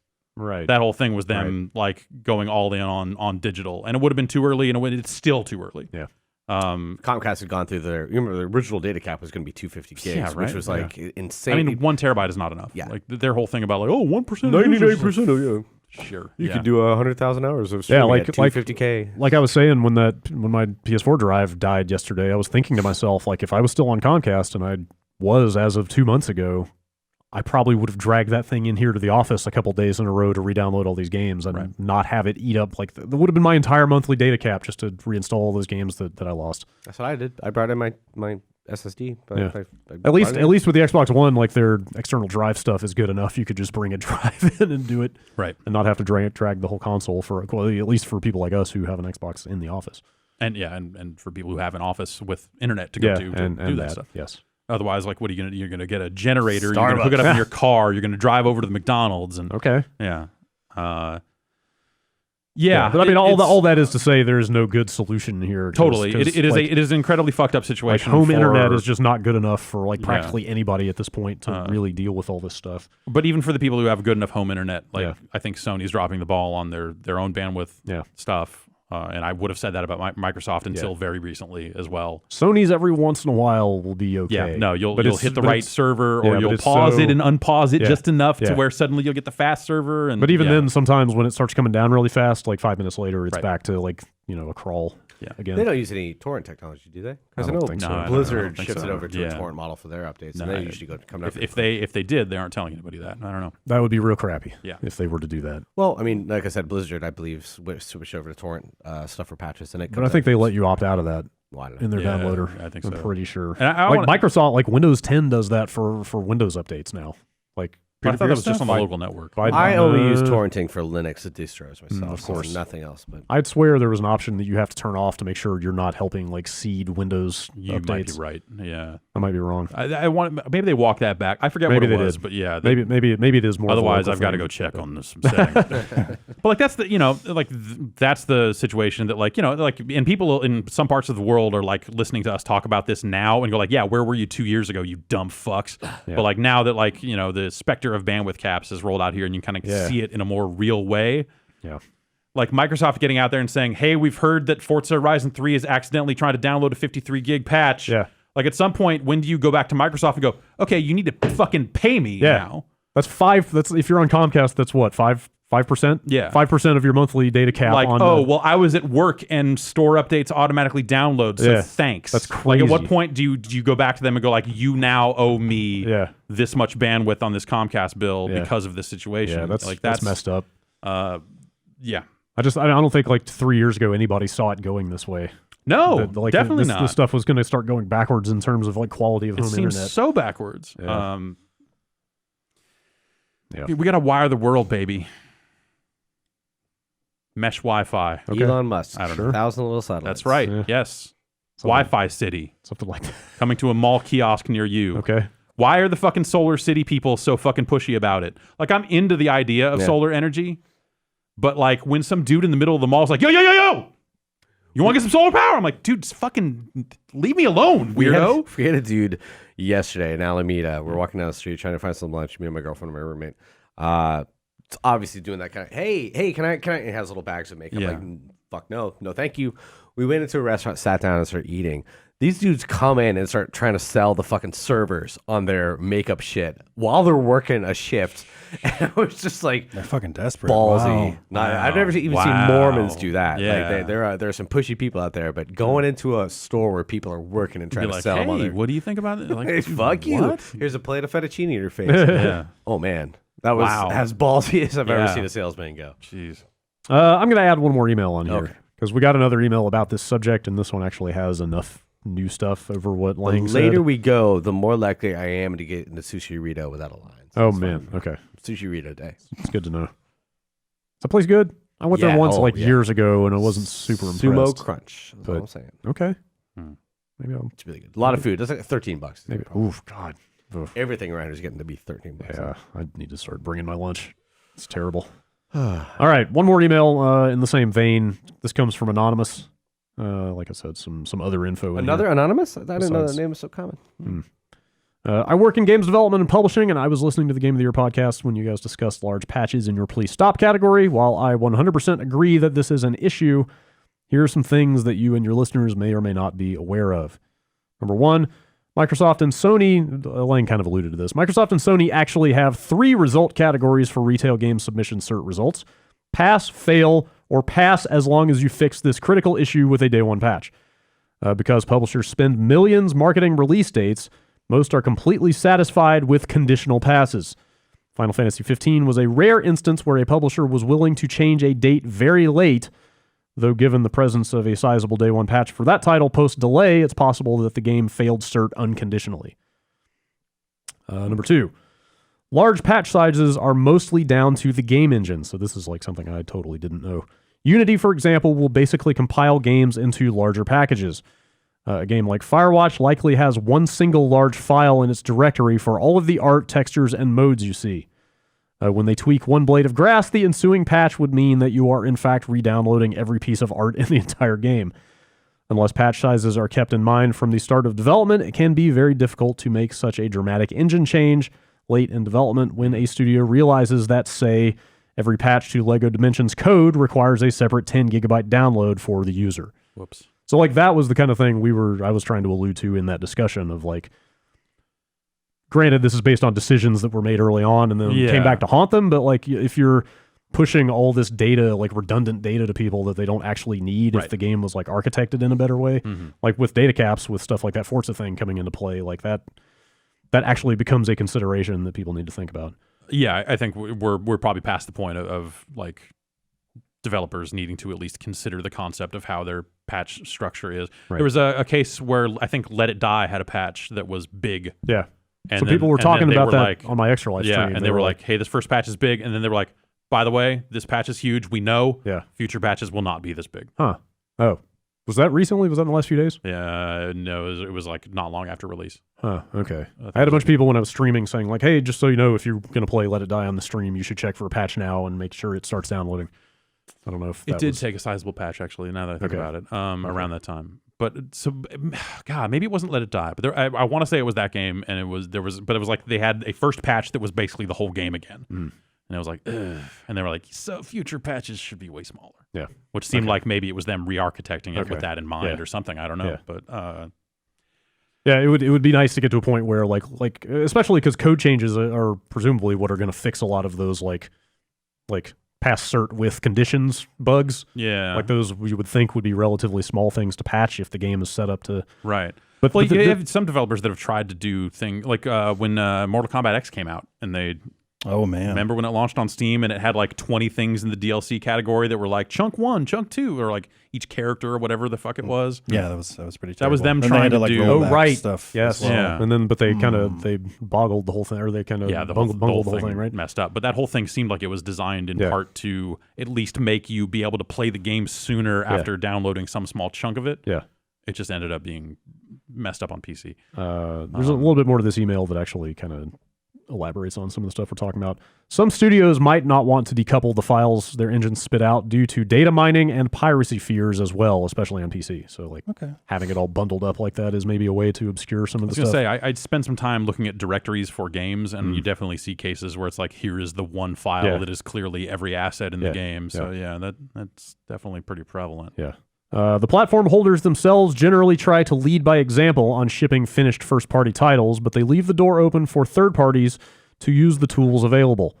Many third-party studios use patches not out of laziness or stupidity, and many stressed-out meetings and tough decisions are made with nobody feeling happy in order for them to do what they think is best for their game. I hope I could help, and as a consumer, which is really the only perspective you should care about with regards to your Game of the Year awards, I totally agree that the ubiquity of printing 0.9 builds to disk is frustrating. Yeah. So yeah, I think that's, like, it's what I was getting at when we were talking about it, is that thing of just like, well, like the thing that we're complaining about, like the solutions being brought to the table wouldn't make things better. Yeah, I mean, again, it's on the hard money people to like. We're still in the best era of gaming ever. Yeah, probably. obviously. And the little minor quibbles. It's not like making a boot disc for Master Magic where you got to find 610K or RAM. But I mean, that Game of the Year category specifically is like, let's decide what is the worst thing going on in the business of games this year that needs to get fixed. Worst trend. Yes. It's a very sticky situation, and obviously every game is going to treat it differently and all that sort of stuff. It's fucked up. Yep. All right, that's it for emails. Bombcast@giantbomb.com is where you send those. Happy New Year. Happy 2017. Yeah. Yeah. Oh, You too, right. man. Yeah. It's a new year. I guess, do we know if Drew's going to be back next week? Yeah. He is? I think, that's the plan. Okay. Anyway. He's still across I mean, the provided he, leaves his bullshit at the border. Yes, if he tries to smuggle any contraband Mario Party carts in materials. here, we may deny him entry into the country. That's got to be a punishable offense. I would think so. You get your global entry card revoked. You would think that customs would have something to say about that trash, but you never know. They're like, hey, do you have any food with you or copies of Mario Party? And if you answer yes to either of them, they lock you in a fucking room and you don't see the sun for 72 hours. I mean, it's right there on the customs form. Yeah. There's a box that you have to check for undeclared Mario Party. Like, have you been in any countries that have, like, have you been to any farmland or any used game stores on your trip? Yep. All right, that's going to do it for this week's edition of the Giant Bombcast. We will all be back here same time next week.